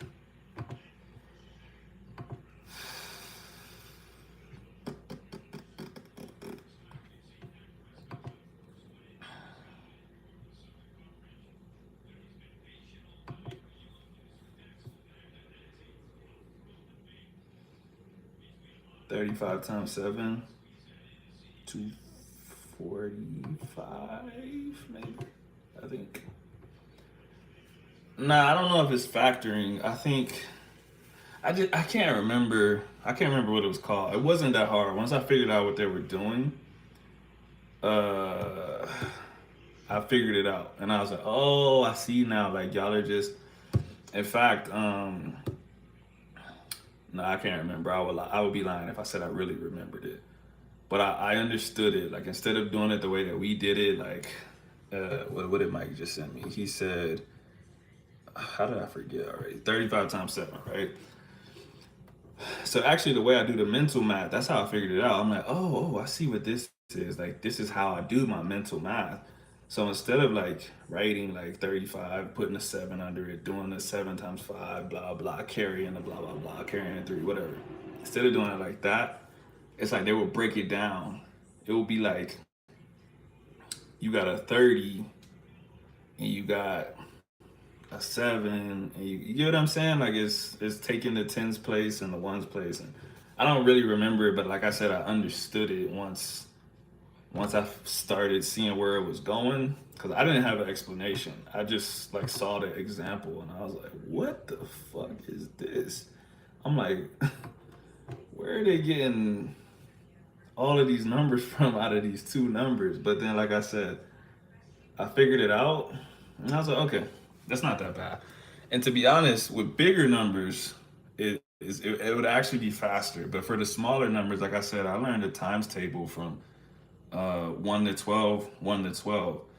So if it's like anything less than 12 by 12, I normally just know it off the top of my head. So to do like blocks, I'm like, this is stupid, bro. I could have just wrote the answer in. But after that, with the big numbers, I'm like, this is super smart, bro. I was joking, but I'm serious. I need someone to send these overflow kids to. Some of these families are paying 50 an hour. I might like math. Hey, hold up. Hey, let me know, bro. I'll figure it out. I'll get back into math tonight, bro. I look like I'm dressed for bed. Um, Not too far away from bed. Where am I from? I'm from Texas, but I live in Colombia right now in South America. Boo. Giselle said 50 an hour, she'll teach him. Nah, pass him to me, not Giselle. Mike said people were paying $50 an hour to tutor their kids in math. That's crazy, Where? right? I don't know. He said he got too many clients. He said, Where? where what? Where are you doing this? I mean, he lives in Georgia, but he's talking about you talking about online tutoring, right? I mean, that's the only way he could say he was gonna give me people if it was online. That's crazy. 50 an hour, bro. In college, I tutored kids for 30. For 30? And I was in college at the time in Missouri, so I believe it. And I was doing Jeez. some random ass little kid. So if it was like a good family, I believe it. Wow, 50 an hour? That's very good. That's super good, bro. I didn't know that. That's how you bought a house and shit right there, bro. Now I get it, bro. I'm just be like, just add this one and the two. As good as your I'd be like, fingers. yep, you got it. They're like, you sure this the right answer? I'm like, yeah, that's good. Oh my god.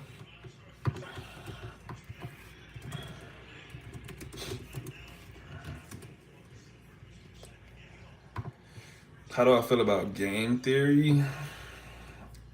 Um, to be honest, I know what game theory is, but I don't. Like I get the concept of it, but I don't know enough about it to like make a statement about it. You know what I mean? You about to sit in here and watch that? I'm not disturbing you. I mean, put my headphones on. it's an official game, so the sound. Let me put my headphones on. Whoa. Yeah, no. Is my headphones over there? I don't see him. It could be. Oh, I found them. Think about it though. That's $200 for a family. They're bringing in 7,000, 8,000 a month. It's no problem for them. Yeah, no, that's crazy.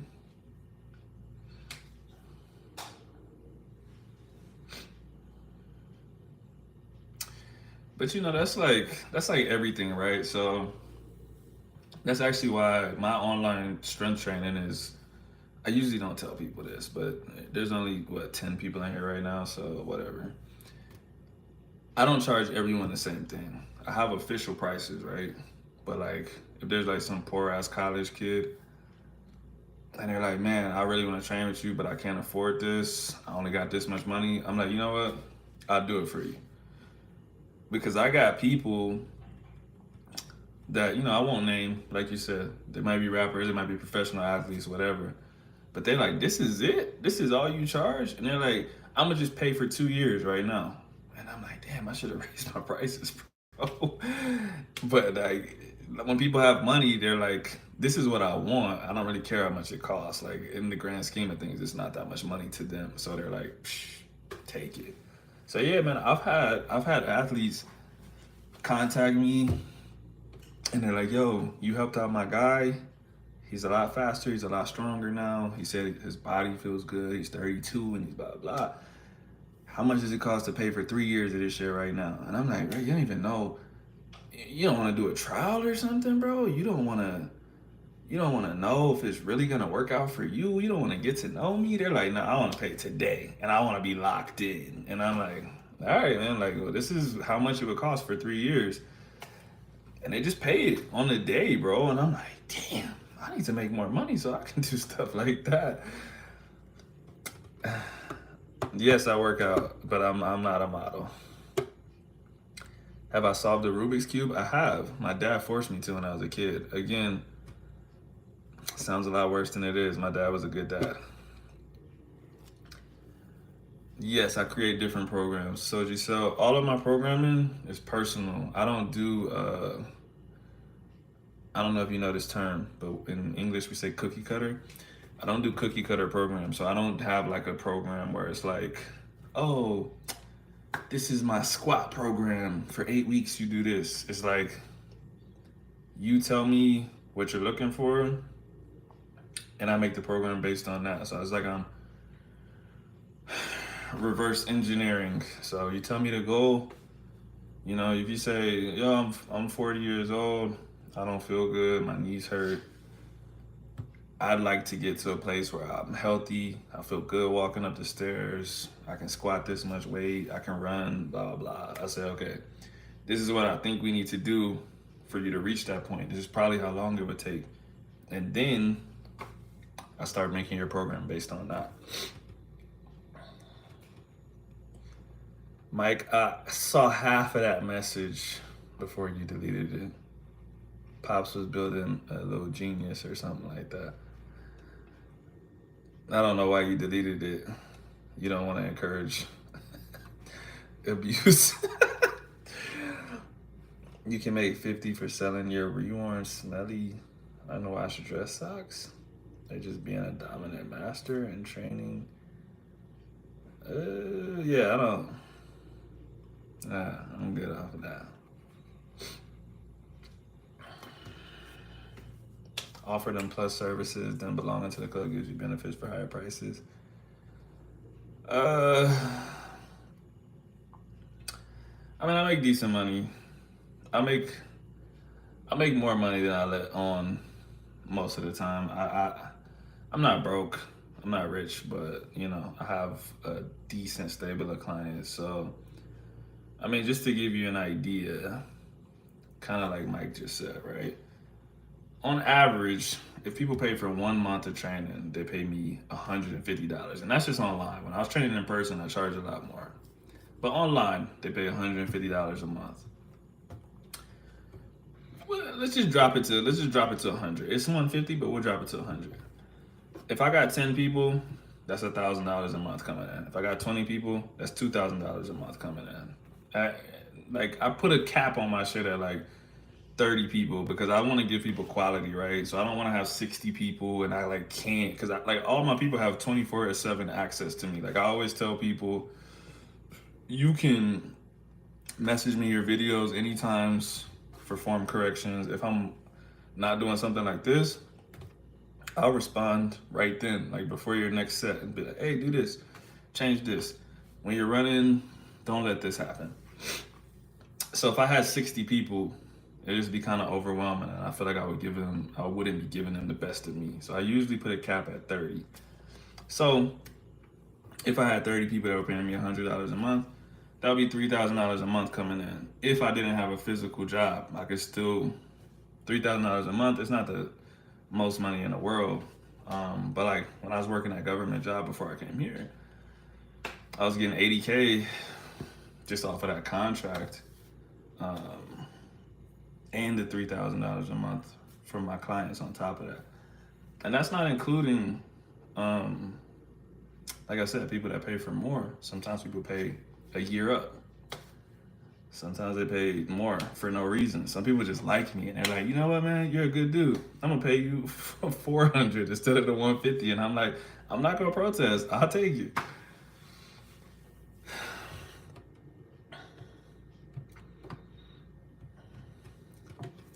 I put bodybuilder and I don't want to insult you. Nah, you good, bro. It's not that I don't like them. It's just not my thing. I'll never be a bodybuilder.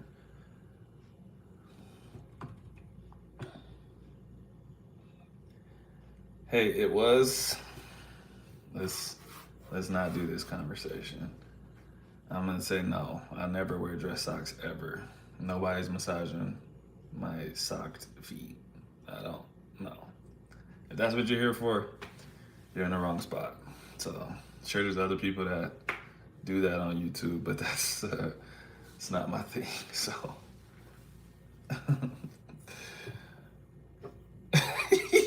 Mike.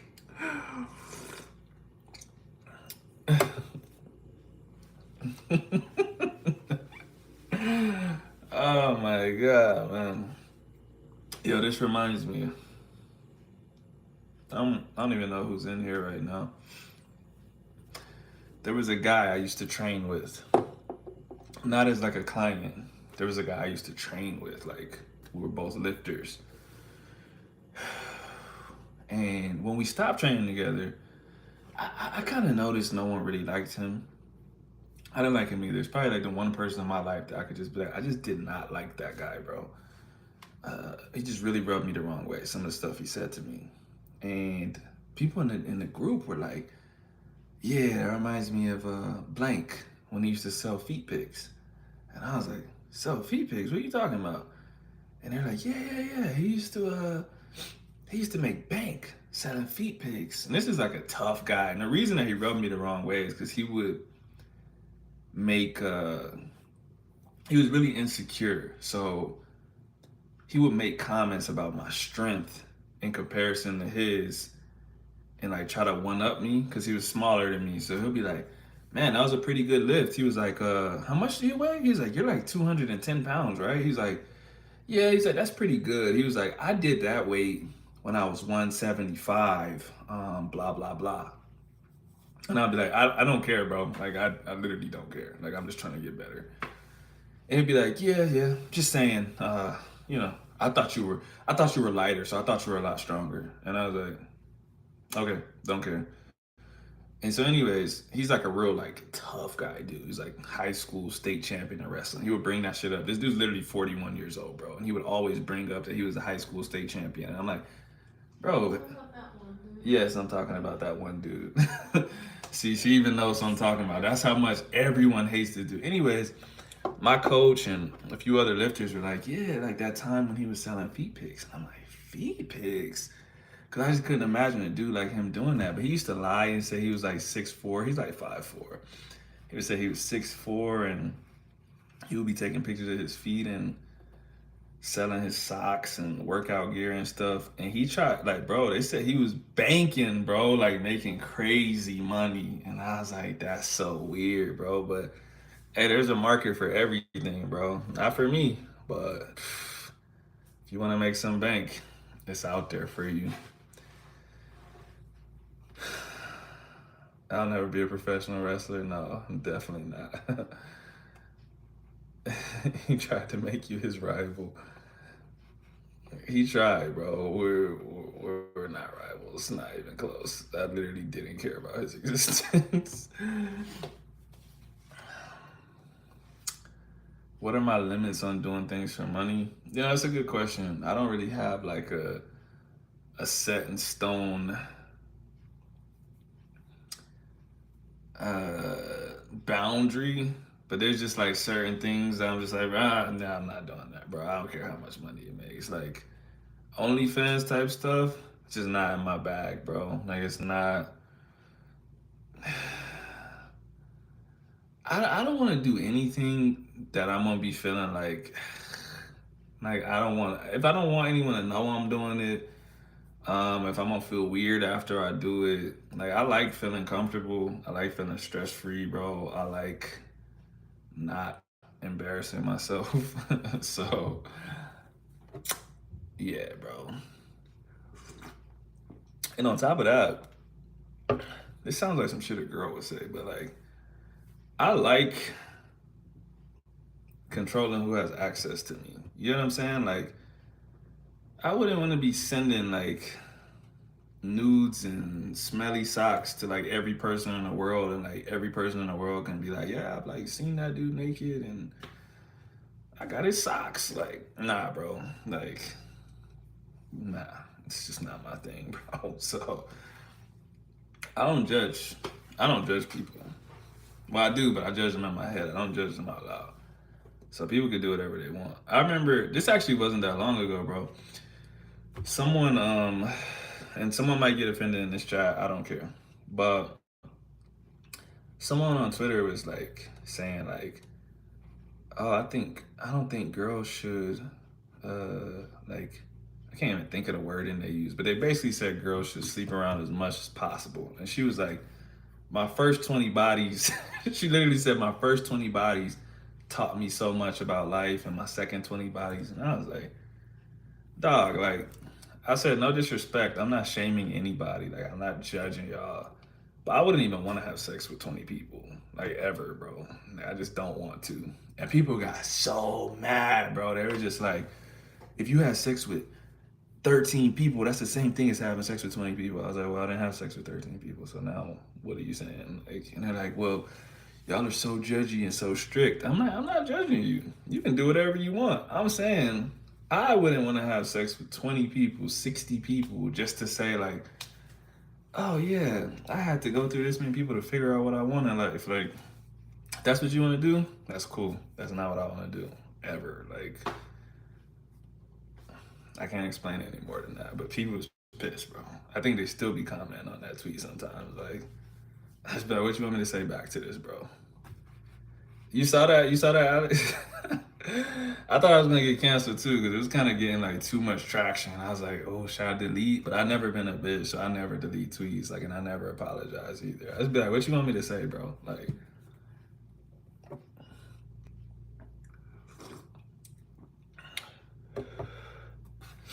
motherfuckers is calling me strict. I'm like, did I say you shouldn't have sex with 20 people, or did I say I don't want to have sex with 20 people? You can do whatever you want in your life. I think people don't know a lot of people that aren't judgmental, so it's hard for them to really believe that I'm not judgmental. Because I promise you, you could tell me whatever. Like I said, in my head, I might be like, this dude's crazy, this girl's crazy. I wouldn't do that. But if you wanted some advice or something and you said something like that, I'd be like, well, that's kind of what I think about it. But it's not my life. I'm not judging you. Like, we didn't come from the same situation. We didn't grow up the same. We don't have the same values. We don't have the same morals. My morals are not better than yours. Like, we just don't have the same ones. If I told you that someone let 40 people stick their finger in their mouth, how would you respond? I think about the comparison, if that makes sense. Not the same, but just think about it. Yeah, no, I totally get you. But like I said, like, other people would not get you. And I also think, and that's the thing too, like you said, it's not gender specific. And that's why, so everybody was responding. They're like, so you think this about women, but how many people have you had sex with? And I'm like, I don't think you read the tweet because I was talking about myself. I was not talking about women. I literally said, I personally, bro, the first words I said in the tweet was, I'm not shaming anyone, but I personally. And that shit just didn't matter to people. I was literally talking about myself. And so, I just like, bro, I just wouldn't want to do that. Like, I just think that's not for me. I'm not going to say too much about it because, like I said, the more you say about it, it sounds like you're talking about other people. But I definitely think hypersexuality is a thing, and it's probably something that is a response to something else. What do you define as hypersexuality? It's debatable, but I think you shouldn't. I'm not a fan of just having sex with anyone in the world. So my first one had at least 17. That's crazy that she told you that. That means it's probably like 87, to be honest.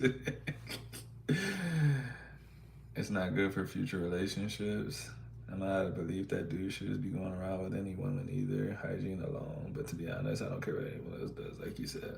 Yeah, exactly, bro. And I think too, like, you can never know what someone else does. Rolando, for example, he said 17. Is that true? She could have been lying up. She could be lying down. We don't know. So you really don't know. I'm just thinking, like I said, I'm talking about the idea of it for myself, not for other people. But the idea, people, yeah, like you said, like, these numbers are low for a lot of people. And they're like, man, only 40 people? If you do the math, if you have sex with only three people a year, and it would only take you 10 years to get to 30. So if you're 30 years old, of course you're going to have. I'm like, I don't care, bro. I don't care about all the math that you're doing, bro. Like, it doesn't change what I think. Like, they took it as the no offense, but yeah, nah, they definitely did. But like I said, if they would know me and if they would have really read the tweet, I really wasn't talking about other people. I was literally talking about me. So I really don't care what they think.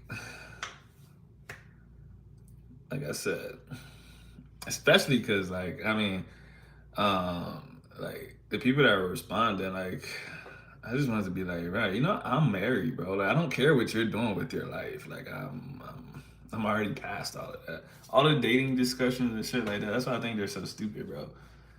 This is dumb, bro. Like, what are y'all talking about right now?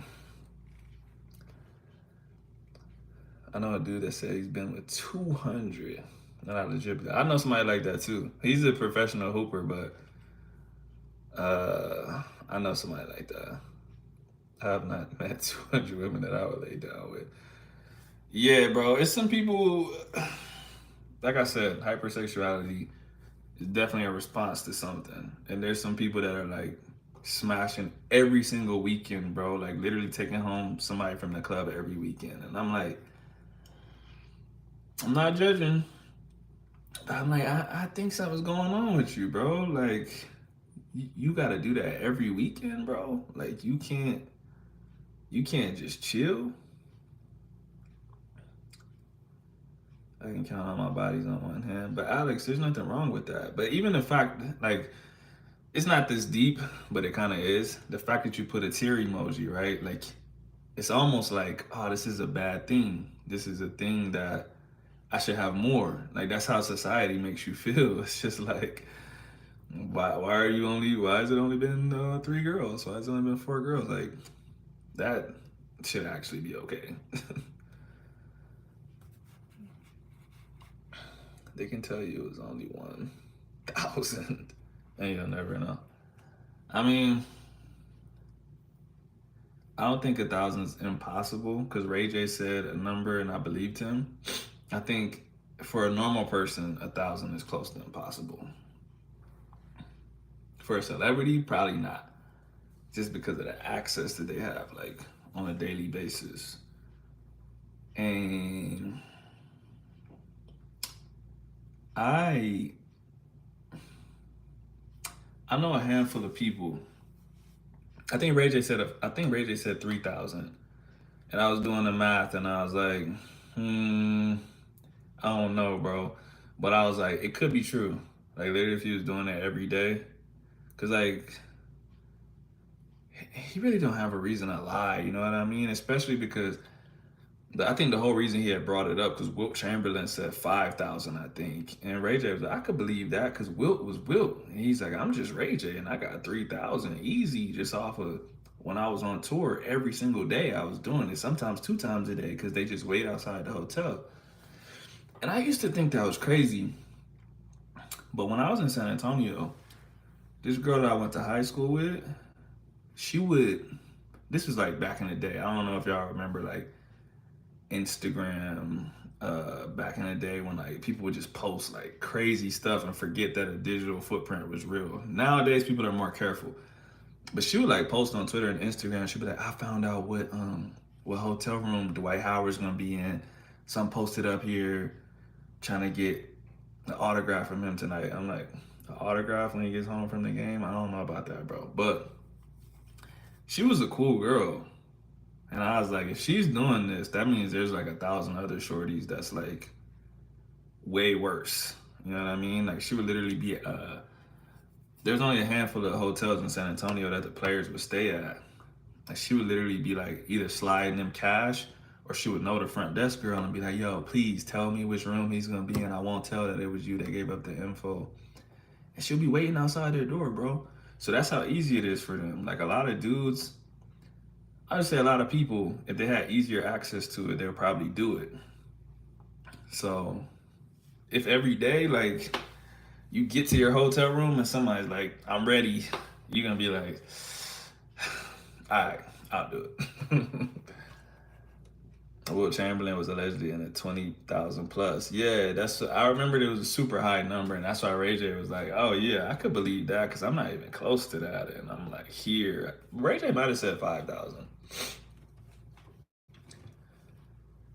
In the US, there's a whole TV show in court Doing tests to find out who the father of the baby is, and most of them do not know. Yeah, that's pretty common, to be honest. Sadly, definitely got to be careful. And I mean, like I said, in reality, there's no way you could ever really know. But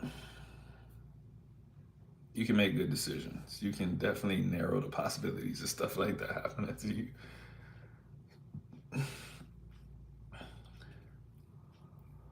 Another reason for me to be careful is I want to raise my kids in a family. I'm no saint, but I would hate to slip up and have a kid with someone I don't care about and have to co-parent. All right, Mike. Mike, this is why I fuck with you, bro. Ever since I've been of that age, I've always said that, bro. Like from seeing other people do it, and just from my lessons from my dad, I'll be like, bro, I don't want to smash somebody that I don't want to have a kid with. Like every time you do that, you're taking a chance of getting an STD or having a kid. Like that's a real possibility every single time you do it. Condoms break, all kinds of stuff. So I was just like, I just don't want to do it with someone that I wouldn't want to have a kid with. Which is like the inspiration for that tweet. I'm like, I wouldn't want to have sex with 20 people. Like I just wouldn't. Like I just feel like if you've seen enough baby dad, baby mom situations, you're like, yo, I would never want to go through that. Which is what would happen if you had a kid with someone that you barely know, and then you find out all this stuff about them, and you realize they're gonna be doing that stuff around your kids, and now it's beef. Now you're like, I hate this girl. I want to get my kid taken away from her. So I just never been like that.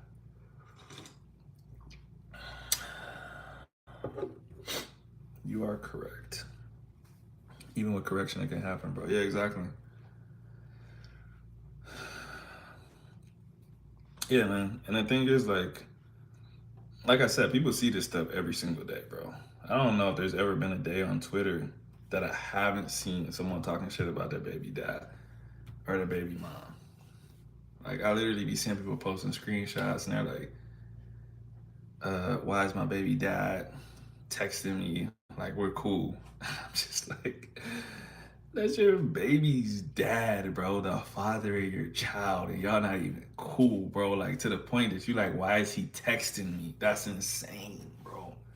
Can you imagine that, bro? No judgment again, because some situations work. I'm just saying I want a happy, healthy home. Exactly, bro. I want to say, I want to say, I want to say this expression my dad used to say. When I got a little bit older, I used to be like, what did he mean by that? But my dad used to say, 3 seconds of pleasure for a lifetime of pain. And you know, when I was a kid, I was like, yeah, 3 seconds of pleasure. And I'm like, I got older, I'm like, what did that 3 seconds refer to? Is he talking about the end? Or like, why did he say 3 seconds? But you said muscle contraction, so I'm like, okay, maybe that's what he's talking about. I remember the first time I really thought about it, I'm like, 3 seconds?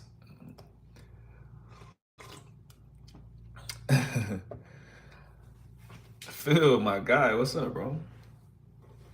But yeah, nah, my dad would preach that a lot, bro, a lot. So I was always thinking about that, and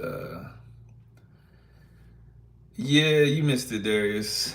I don't think we're gonna go back over that one. It wasn't the typical talk. We were just talking, but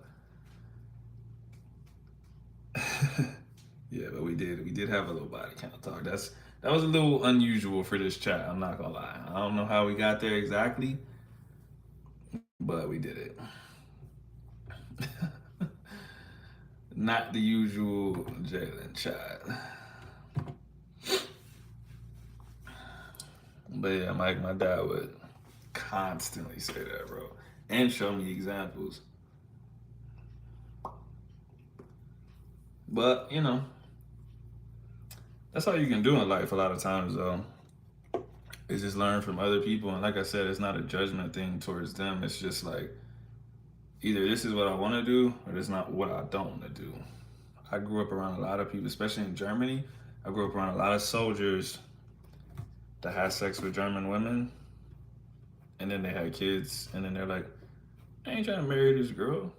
But then they want to take the kid away from Germany, and the German girl's like, you're not gonna take my kid to the United States without me, and that gets messy. So I saw a lot of that growing up. Came to the conclusion 40 is too much. I don't know if we all came to that conclusion together, but like I said, no judgment. Do your thing. I just ain't gonna do it. It's a learning thing. That's all life is, man. Just learn as you go. Learn from other people, hopefully.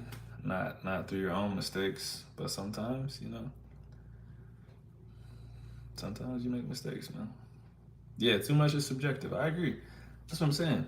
I'm not judging other people. Not out loud. Just saying I'm not gonna do it. Especially because like what a lot of other people, what a lot of people do is like they put a number right outside of what they've done, and they're like, that's too much. You know, like I said, I'm not saying any number is too much. I also think like I said earlier, hypersexuality is like kind of subjective, right? I think the behaviors around that number probably matter more than the number, especially because maybe you just can't get it, but maybe you want to.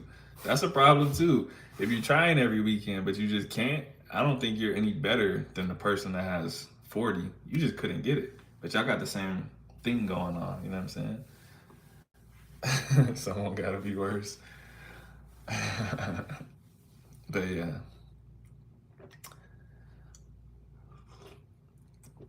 But you know what, man? Like I said,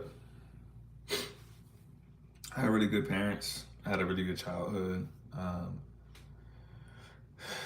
Someone probably could argue that I experienced some trauma as a child, but really, I had a pretty trauma-free childhood. Nothing crazy. Nothing crazy at all. So I'm pretty balanced. I'm pretty okay. And a lot of other people experience things as children, sometimes abuse, sometimes sexual abuse, whole host of things that they could have experienced. And they have to deal with those things at some point in time. And so that's why I say I'm not judging, because it could have to do with that. And sometimes you don't even know what has to do with that, which is why I just said, for me personally, I wouldn't do blank. I'm not saying you're a bad person if you did that, because like I said, people have gone through things. They might not even know. They might not even know they went through it. Sometimes people find out later that they have been through things. You know what I mean? So I'm not a judgmental person, honestly. I had a couple girls get mad because I wouldn't take them home. I had to tell them, girl, I don't know your last name. Didn't go anywhere from there. I used to say a lot when I was a little kid. I don't remember where I got it from. It was someone I thought was cool, though. I be like, don't act like you know me, like you know my middle name. I'll say that to anybody that would say like, oh, I know you. I'll be like, act like you know me, like you know my middle name.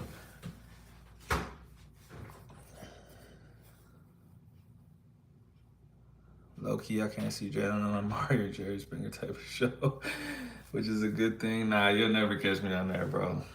That's kind of like what me and Mike were talking about earlier. We're talking about things that I wouldn't do for money. I knew two people that went on Mari, and they got paid. And that's how I realized it was fake, actually, because they told me like the experience. But no, I'm not embarrassing myself for money, bro. If you were single,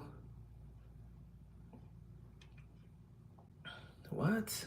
And could do it in the dark and secret, would you consider having a good, submissive, willing trick and not have a kid? It was, what are you talking about, man? You trying to rope me into saying some freaky shit, bro? I don't know what's going on, but I'm not single. I don't want to do nothing in the dark. So my answer is no to whatever that means. I don't know. I don't even know what that means, to be honest. My parents never let me do sleepovers as a kid. Bro, that's what I'm saying, bro. That's what I'm saying, bro. Like real talk, bro. I think if we lived in the same place, we'll be super homies. But for real, I told my wife about this. My best friend was the same way. His parents didn't let him either until we got older. And I used to be pissed, bro. I used to be like, why? Like, they'd be like, we don't know them. I'd be like, you do know them. Like, you literally met them like 2 days ago. My dad would just be like, man, you don't know what people be on. Like, just because they're nice doesn't mean that they're not X, Y, and Z. And I used to hate that shit, bro. I could never go to sleep at nobody's house. Couldn't go to nobody's house. I'd be having to sneak over people's house and shit. And yeah, man, as I got older and I see how many people got touched, how many people got into stuff because they were spending the night at some freaky ass person's house. I'm just saying, man, like my parents was really looking out, bro. Like really, really looking out. Yeah, same Phil. Never slept over at my best friend's house until I could drive. Literally the same, bro. Like once I could drive, my parents kind of laxed up and they're like, be home by this time.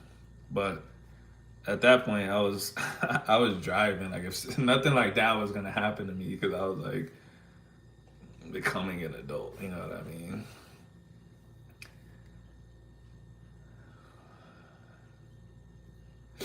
And that's the thing. Repressed memories are motherfucker. Yeah, man. Yeah, I agree. Never sell your morals for money. Facts.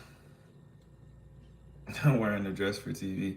Hey man, that's what you do. That's what you do. I don't wear dresses, so I'm not gonna wear a dress for TV. You know what I'm saying? So like I said, I don't judge people on the stuff that they do, but I'm not gonna go outside of my normal behavior for money. That's what I could say. Like I'm not gonna do stuff just because I could make money. Like I like being me.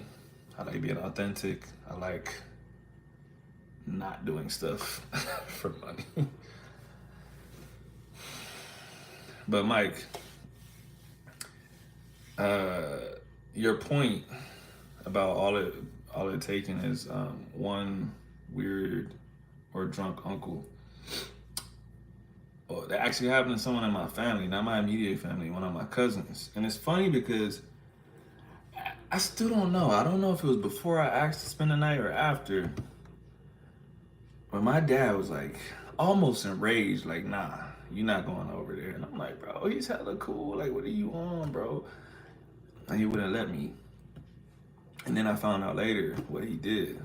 And I don't think he ever went to jail for it, to be honest, but everyone knew though. And yeah, man, like you said, it only takes one time. And that's why I said, like, bro, I got nothing but respect for my parents because they held it down, bro, for 18 years. Well, you know, like I said, by the time I was 18, I was getting into whatever I was going to get into on my own. Let's say 14 years. I say by the time I got to high school, like I was good. For 14 years, my parents held it down so that I didn't experience trauma. Like when I really think about it, that's a long time to make sure that one slip doesn't happen. Because like you said, that one slip changes your whole life. Like, yeah, it only takes the one time that you're like, oh yeah, we could trust them. Once the kid gets assaulted, that's lifelong, bro. It's not just like, oh, let's do a couple of therapy sessions and wash it out of your brain. Your life is forever altered, bro. That will forever be a part of you. Or forever a thing that you remember anyway. I shouldn't say it's a part of you because it's not. But like I said, man, my parents held it down. So any complaint I could have, I'm like, I can't, bro, because they did such a good job. You know what I'm saying? Sleepovers are not common here. Mexicans don't even think about sleepovers. Rolando, I don't know, bro. I don't really think sleepovers are a problem in a community like that. It's more like trusted family members at your house, church members at your house. Because, like, I'm not gonna lie, bro, I know a lot of Hispanic people that have been touched. And it's always a trusted family member that was at their house, not them going to sleep over with a friend and it happened. It was their uncle or some shit like that. Yep, they can sleep over our house, but you're not going over there. Yeah, bro, facts. Like, man, that's crazy. Like, nah, It's crazy that it's like I could hear my parents and your parents, bro. This isn't gender specific either, because I know an older woman in jail for sleeping with a childhood friend of mine. Yep, facts. And not even just that, bro. Like, um, well, I realized a lot of my parents' behaviors came from their childhood. So both of my parents were assaulted as children, which is why they were so strong on not letting it happen to me. And if you've seen the podcast I did with my dad like 2 years ago, he talked about it. So it's not like I'm like releasing some information, but someone touched him as a kid, and my mom too. So my mom works for the government. She helps domestic violence victims now, and my dad is a chaplain, so he helps people with their trauma. So they both, they both took their trauma and did something good with it, but they made sure that that didn't happen to me. Even now, Edison being 4 is so difficult, and it's not at the same time. Gotta like pick and choose what you want to expose your kid to. Yeah, I can't imagine, bro. Honestly, that's really tough, especially because like, say you believe in something or you don't believe in something, and the rest of the world is the opposite. Like,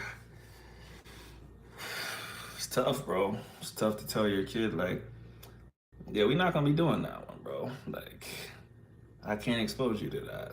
You know what I mean? I don't even want kids sleeping over our house when I have kids.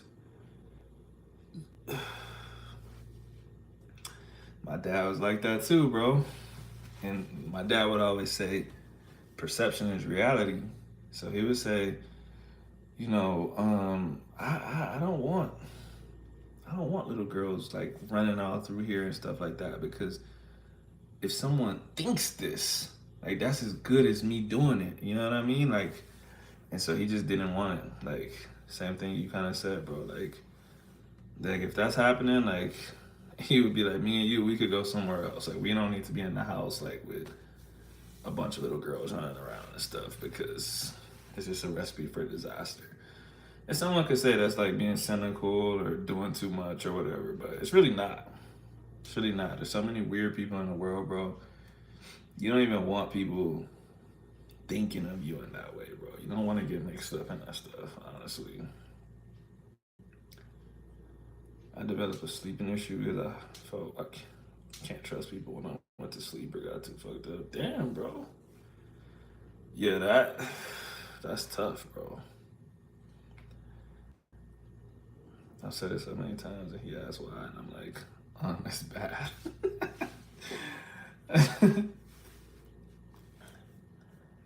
I don't even stay with it. I don't even stay in the classroom with a student one-on-one. When the first kid comes in, I go straight into the hallway. Like you said, perception is reality. Facts, bro. My dad, like I said, my dad's a chaplain, so he's like it's like the army equivalent of a psychologist, right? And so he used to always tell me that when I was young. And like I said, a lot of stuff he said didn't make sense until I got older. But he'll be like, I never do one-on-one counseling with women with the door closed. He said, I do got to be in the room because we're doing a counseling, so I can't, like you just said, he can't talk to them in the hallway. They're talking about private stuff. But he's like, I got to tell him, like, if you want a closed door session, you got to go to someone else. I'm not doing a closed door session. Like, I'm a married man. I don't want no one possibly thinking we're doing some weird shit up in here. You're attractive. I'm married. Blah blah blah. And so sometimes when I was younger, I used to be like, like, who's gonna think something like, bro? It's your job. Like, no one's gonna be thinking that, but they will. And like I said, once it's in the air, there's really nothing. There's really nothing you can do about it. It doesn't really matter if it's true or not. Like, once a rumor gets spread, once everyone's thinking something, it might as well be true at that point. I mean, you'll know in your heart that it's not like that, but like I said, does that really matter? So you definitely got to protect yourself.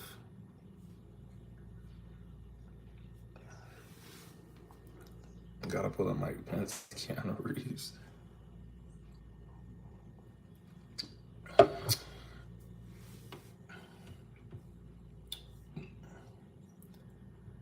People would definitely do that. Trust me, I know, bro. Trust me. Yeah, perception is crazy, man. And on one hand, somebody would say, well, like, you can't live your life worrying about what other people think about you, blah, blah, blah. But like I said, man, there's just some protective measures you can take. And,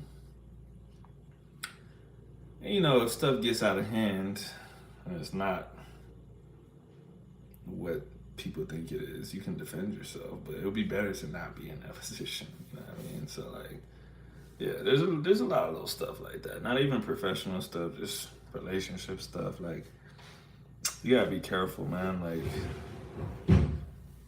Like I'm the type of person that like I have a conversation about anything with anyone, anywhere. But some stuff I gotta be careful about, bro. Like to me, it's a random Instagram follower replying to my story or something like that. But like I be seeing people, man, like they get famous and stuff, and somebody will screenshot some fucking conversation they had in 2017 and be like, "Oh look, he sent me. Look how many laughing emojis he sent me." Like blah blah. People were like, "I think he was flirting because," blah. And I'm like, "What the for laughing emojis, bro?" So I always be like on guard, bro. Like people replying to my stories and shit, they put laughing emojis. Like sometimes I don't even like that shit. So I'm like, nah, like shit wasn't even that funny. Shit wasn't even that funny, bro. Like some conversations I just like, yeah, we can dead this conversation. We're not doing anything productive here. Like we have no reason to be talking right now. You know what I'm saying? Everything you say in text is on permanent record. I always think if someone screenshot this, how it exactly. That's what I'm saying, bro. I'm like, is it necessary for me to reply? Like, how?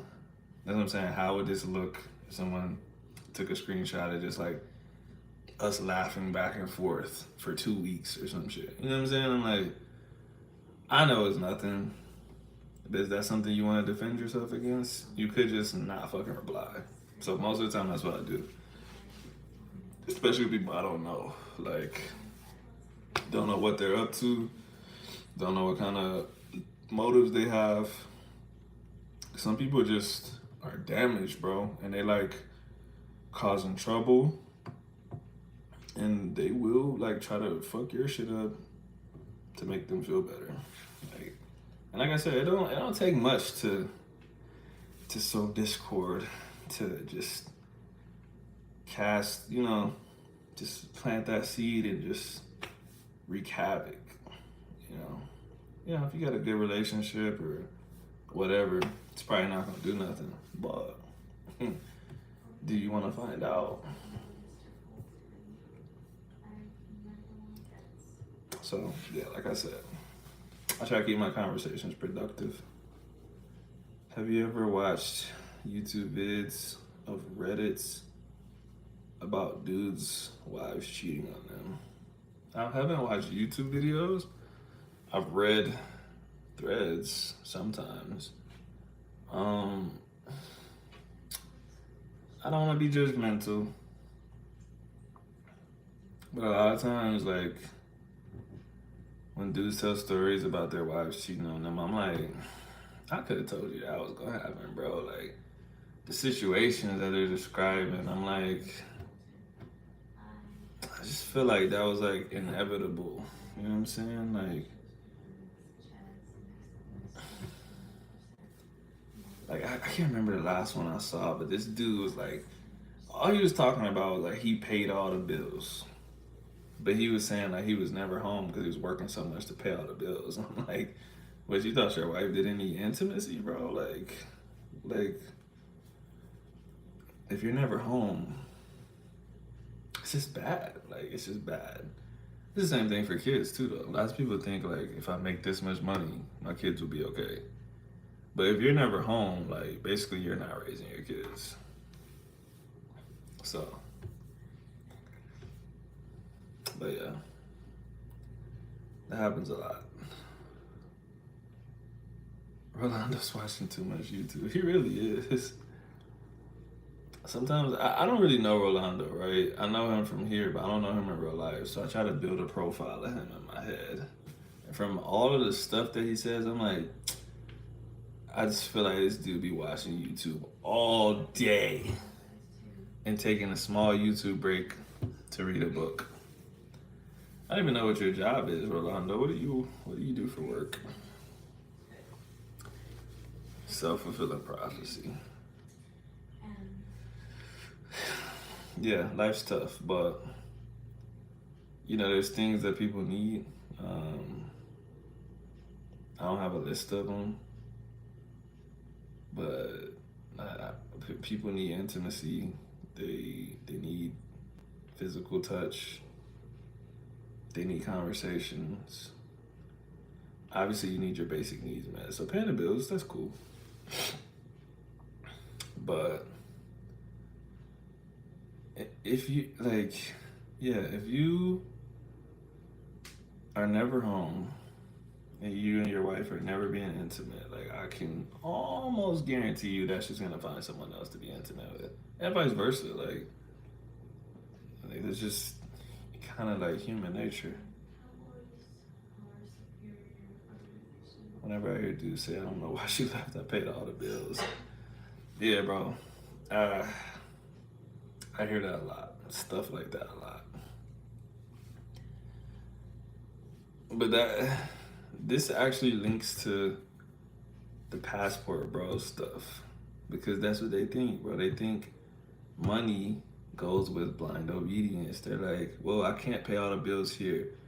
This is why my girl is doing this, that, and the other. I'm gonna go to this country where I can afford to pay all her bills and then she'll do whatever I want. That's what they think.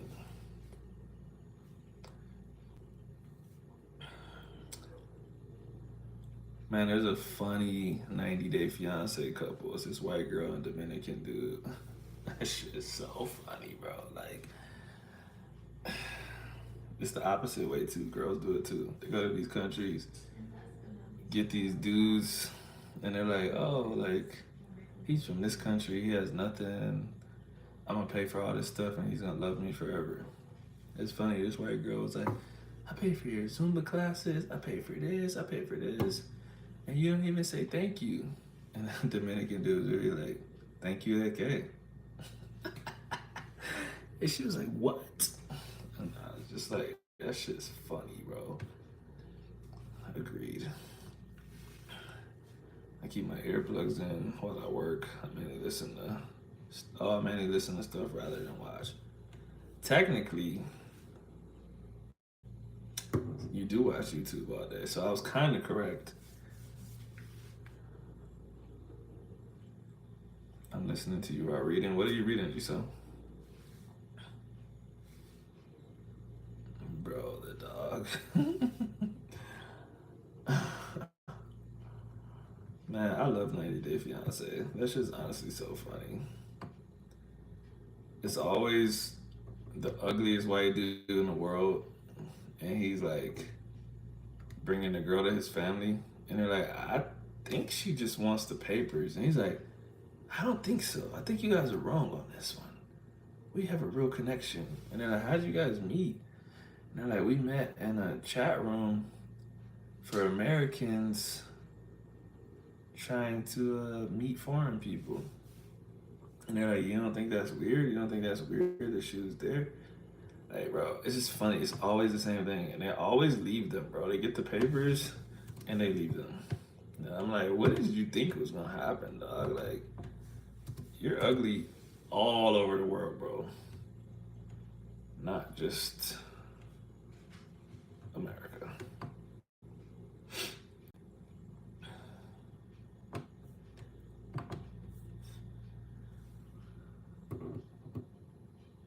Automatization.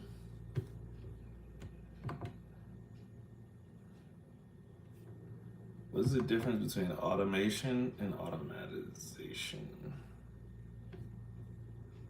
I actually don't know. I don't think I've ever said automatization before.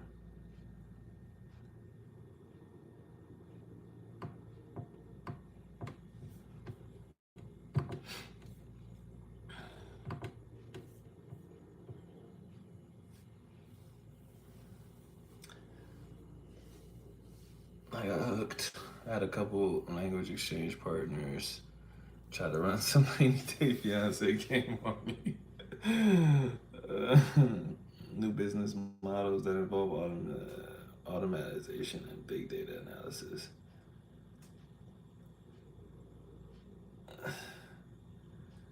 Oh, girl went to India for what?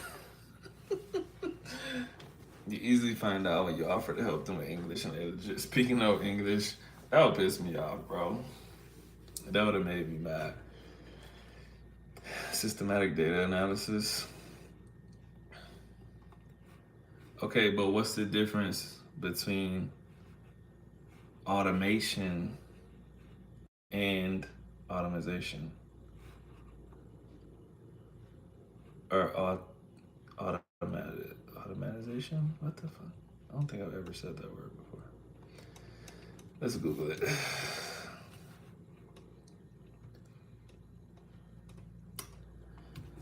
Automate versus automize. Automatize. The term automate means to switch machines for human labor and all types of processes. Automatize. Process automate is another related term of automation. This is a horrible source. Hold on a second.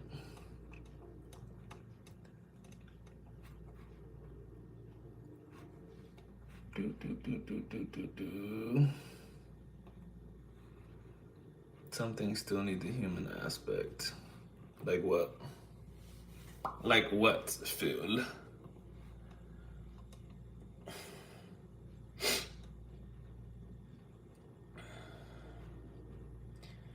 So, automation, automatize, automatization are four different words.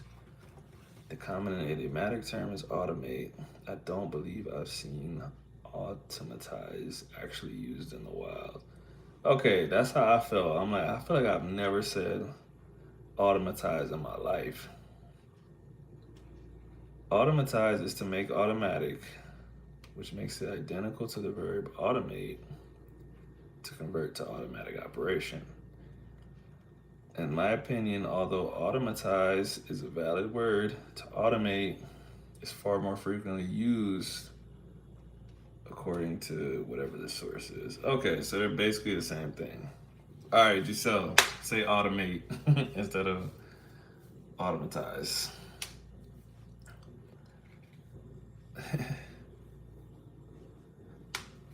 A lot of this tech is making people depressed.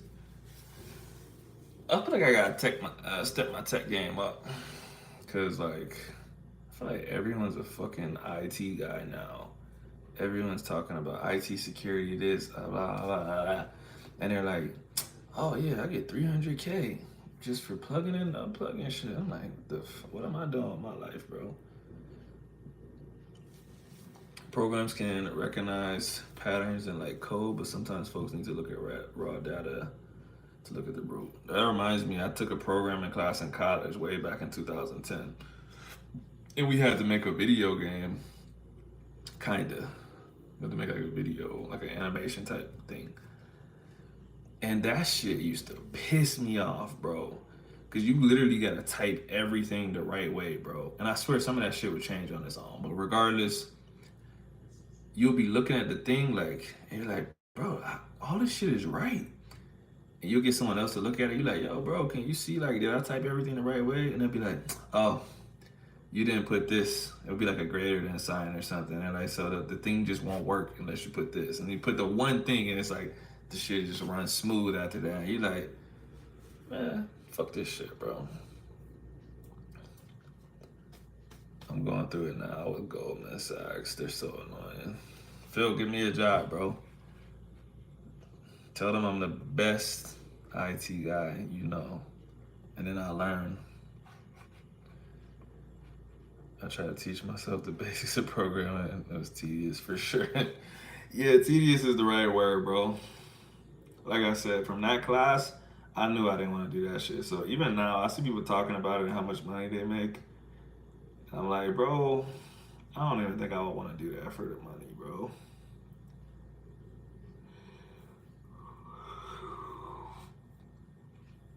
code might function, but wrong. Yeah, like I said, that class was super basic. Like, I still remember bits and pieces from it. Like, we'll have to put like if blank then blank and if this then this and like I said, bro, you type one thing wrong, bro, like whole thing just broke, dog. Like, imagine doing that every day for 30 years. I can't, bro. For basics of programming, there is a course CS 50, but I don't want to do that. That's the problem. If you love it, damn, that fireworks was loud. If you love it, it has to be fun and challenging, but it isn't for me. Yeah, and this goes back to the old conversation. Not even just like degenerate. There's some stuff that I'm just not gonna do, bro. Like, I'm not gonna do stuff that I don't care about or don't like just because it makes a lot of money. Like, I'm sure there's a lot of things that I could have done that will make me more money. But like, if I'm gonna be miserable every day, it's not worth it. You know what I mean? It's just not. I love coaching people.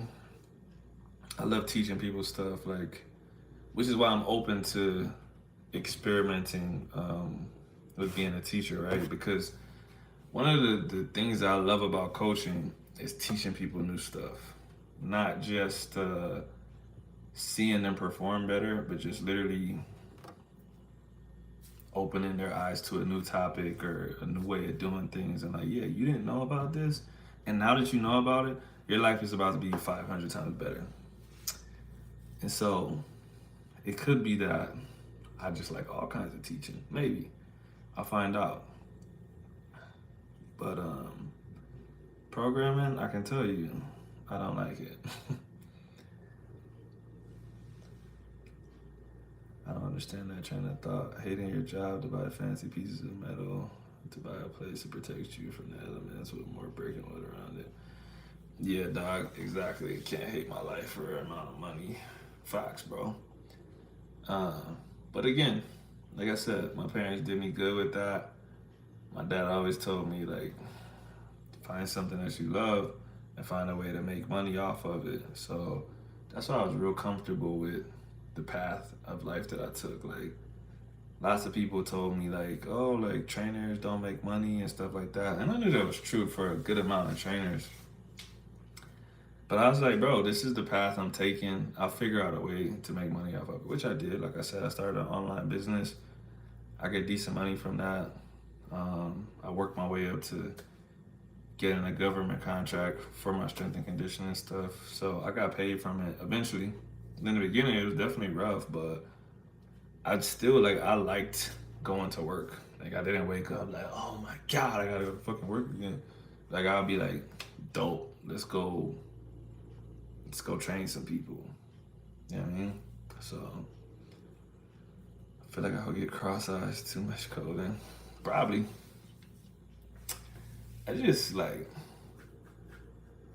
I don't think I would want to do anything too techy where you have to stare at the screen all day. I don't know if y'all ever get like that visual and brain fatigue from looking at a screen too long. Sometimes I just gotta close my eyes, bro. Like, I don't want to stare at the screen all day. That shit's crazy.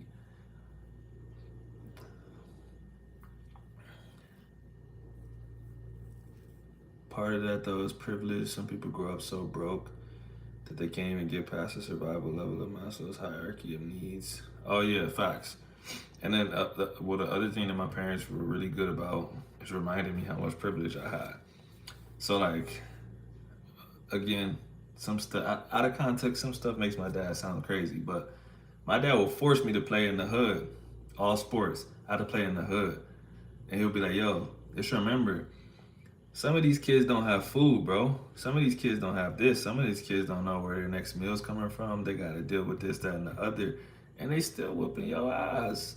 You know what I mean? Like, you actually get to go home and practice. You got a loving family and all this other stuff. These people getting it done off a pack of ramen noodles, bro. And so, yeah, every step of my life, even as an adult, I always remember how much privilege I had growing up and how much I still have, bro. Like, you can make creative decisions when you ain't starving, bro. You know what I'm saying? Like things get a lot foggier when you're like, I need to get food, bro. Or I need to get this. Like you can't be so creative because like you're literally in survival mode. You can't start thinking about extra shit. You gotta worry about how you gonna eat. Fairway. Fairway Middle School, baby. That shit's destroyed now. How did my dad feel about listening? How did my dad feel about me listening to music, given that it's haram? Who told you that it was haram? You just listened to somebody that said that and you believed it. Where is the proof that music is haram?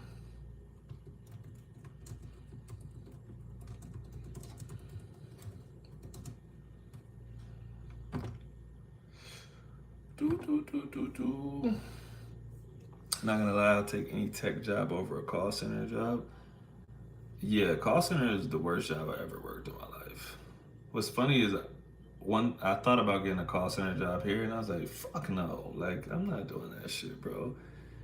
Even for the most amount of money, I would never work in a call center again, bro. It's hilarious because my mom reads Edison books, but she couldn't read when I was his age. Lucky motherfucker. uh, yeah, that sucks, but good for Edison though. Good for Edison. I've never worked in one. Why is it so bad? Man, it's tough to say. For one, in the call center that I worked in Killeen, Texas, you couldn't take breaks, bro. First of all, let me step back. Besides the work, the people that work in call centers are always the most ratchet people in the world because they like call centers are always hiring and they just hire the most ratchet people. It's people that really need jobs and they usually can't get no other jobs. But outside of the people, the actual job, like you're talking to the dumbest people in the world. Like me personally, when I was working at that call center, I handled Canvas or some shit like that, whatever college students use. Motherfuckers would call me, what they call the call center. They call you're helping Canvas, whatever. They call Canvas. They're like, I can't get into my account. And I'm like, okay, what did it say? And they're like, well, it just won't let me in. And I'm like, all right, like, but what does it say? Like when you typed in your email and your password, what does it say? And they're like, it says incorrect password. And I'm like, did you hit, like, what happened when you hit forgot password? And they're like, I'll do that right now. And I'm like, why are you calling me, dog? And they're like, and they click forgot password. And they're like, okay, it says it sent an email to my email address and I can reset it. And they're like, thanks, man. And I'm like, yo, get the fuck off the phone, dog. Like, but that's what you do all day. You just deal with people that like are not willing to click the next thing. They literally are just like, for some reason, my thing isn't working. And I'm like, did you, like, where it says, like, click here? What happened when you clicked that? And they're like, oh, I didn't click it. I didn't know what was going on. And I'm like, oh, my God, bro. I can't do this all day. Like, trash.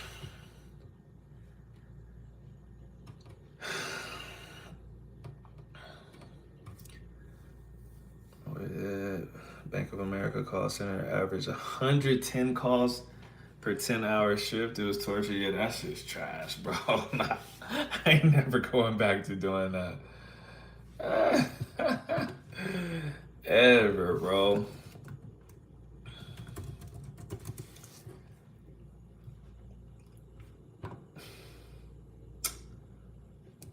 That's the Sunni sheikhs. That's what the Sunni sheikhs say the fatwa is. But all right, Rolando, let me tell you something, bro. And this is I don't really consider myself Muslim. So take what I say with a grain of salt. The way I was raised is you listen to the Quran. Anything that is outside of the Quran is an opinion. If it was important, it would be in the Quran. The Quran has not been changed since it has been written. The text that you see today in Arabic is the original text that was written. So anything else is someone saying, "Oh, I heard the Prophet Muhammad did this. Oh, well, I heard this, and my sheikh said actually that he heard from his sheikh that blah blah blah." And so my dad would always say, "I don't care about any of that stuff because if God thought it was important, He would have put it in the book. If you can't find it in the book, it's not real. Like, no disrespect to anyone that follows that shit. But if, like I said, if it was something that God cared about, He would have put it in the book, and He didn't. So if you can't find it in the book, I don't care about it. But like I said, I'm not Muslim, so all of it doesn't matter to me. But we're just talking about my dad and what he thought. My dad didn't think music was haram.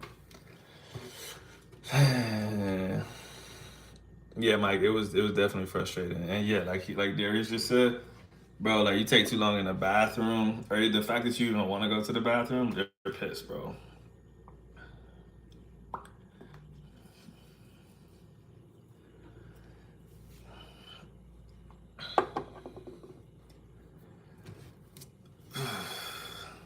Panic attacks were common at the call center I worked at. Yeah, fights were common at the call center I worked at in Colleen. Like literally, motherfuckers would be fighting every day. Alex knows 254, baby. Bank of America, yeah. I'm familiar with Quran alone. Well, yeah, like I said, like that really shouldn't be an opinion.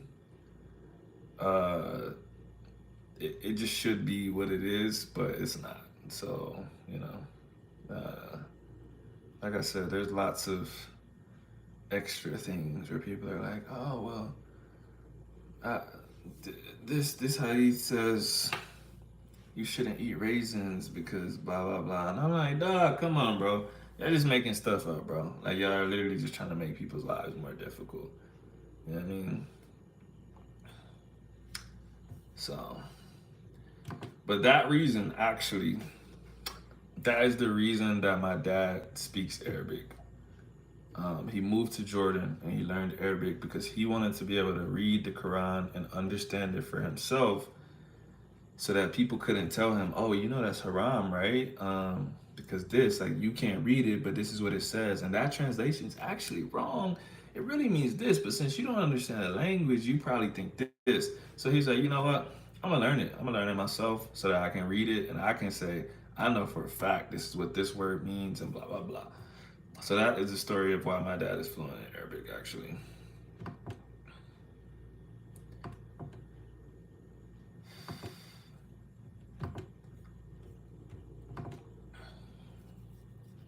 Damn, it's 12:15. That's insane.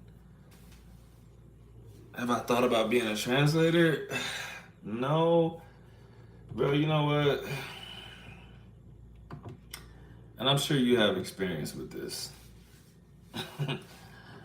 The few times that I've had to do on the spot translations, and you know, it's different because it wasn't my job, right?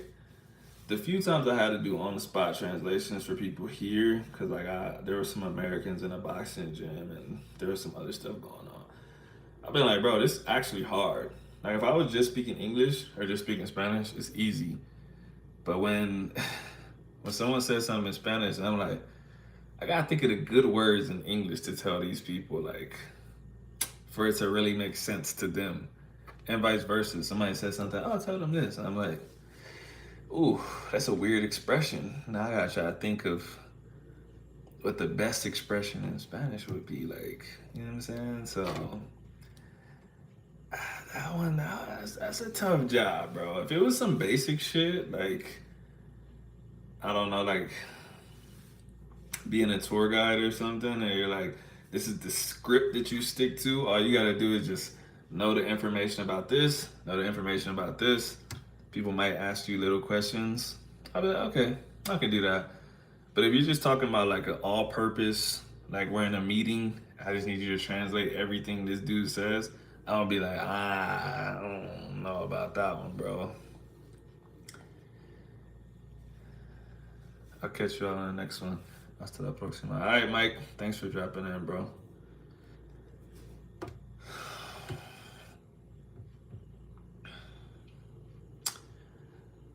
I've always thought sola escritura is illogical because nowhere does the scripture indicate which scriptures belong in the canon of scripture. Well, I don't really know how stuff works for Christianity, but God Himself says to follow the book in Islam, so I don't think it's the same thing. Scholars must resort to extra biblical sources to see which texts ought to be considered inspired. Yeah, I don't know what that means. I don't know enough about Christianity to be honest. So.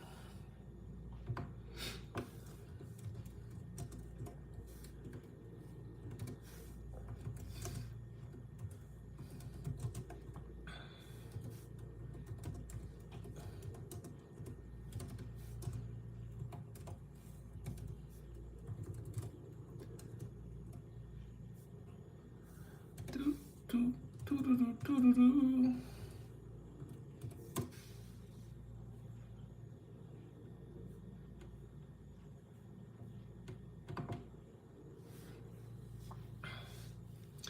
I had a share friend who used to give me dawa. That's cool.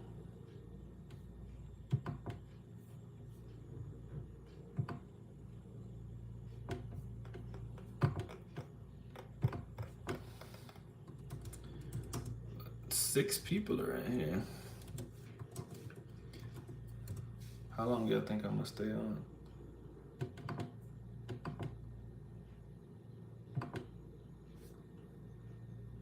That's what made me research Islam. When you say he used to give you dawah, what does that mean to you, bro?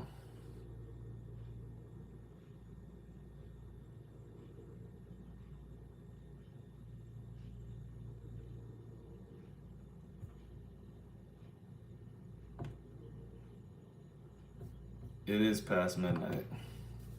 I'm about to get off soon, don't worry. It was active. It was active up in here tonight. We got one more episode of this Squid Game shit to watch, so.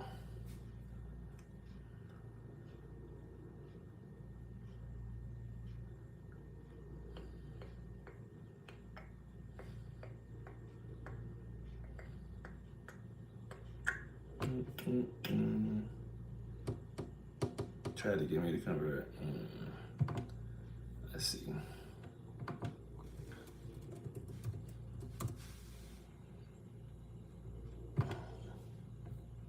I wonder which way he went about doing it.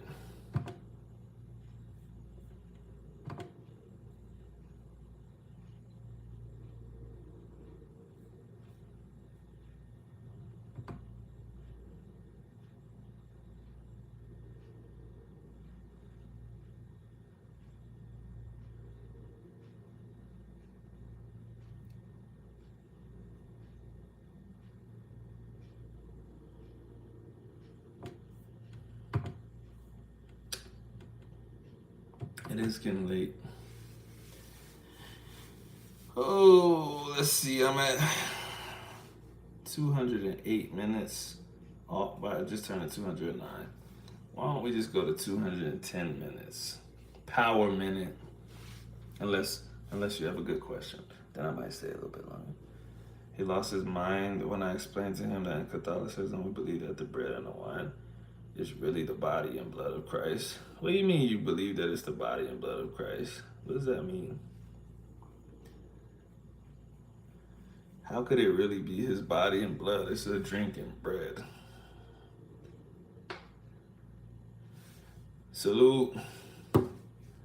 Glad you got to catch the stream, bro. Hop on COD Mobile. Salute, Darius. Catch you on the next one. I'm no longer Catholic or any sort of Christian. So you're just a rebel? You're just a floating... What are you, bro? You're nothing? You're agnostic?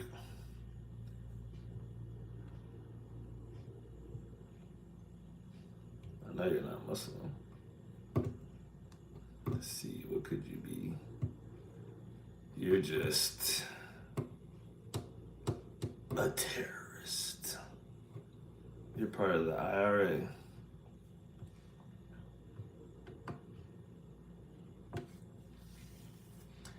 All right, after you tell me if you're a terrorist or not, I'm gonna probably get off the stream. We're all waiting to see what Rolando is.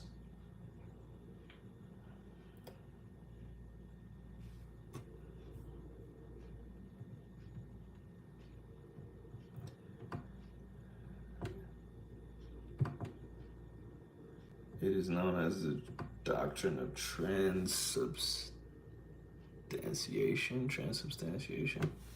What the fuck is that? Let's see. All right, I'm gonna Google this and then I'm gonna get off.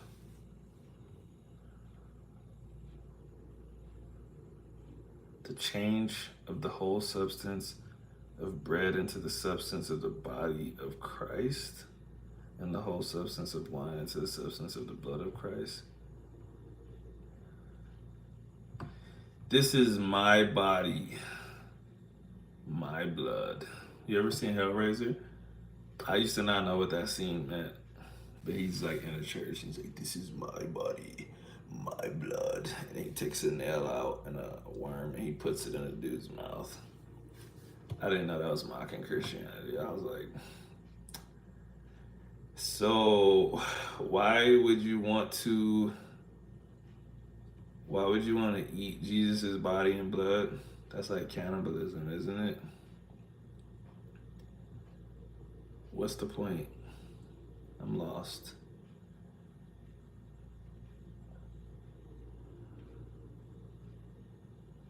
Oh, so they literally believe that the bread and the wine turns into his body and blood?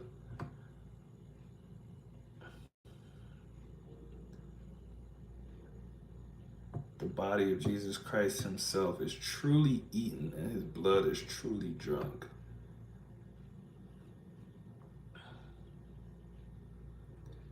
That's what he said to do.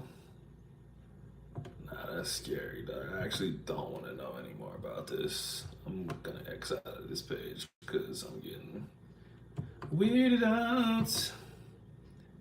You guys can drink blood if you want to. I'm gonna just eat regular food.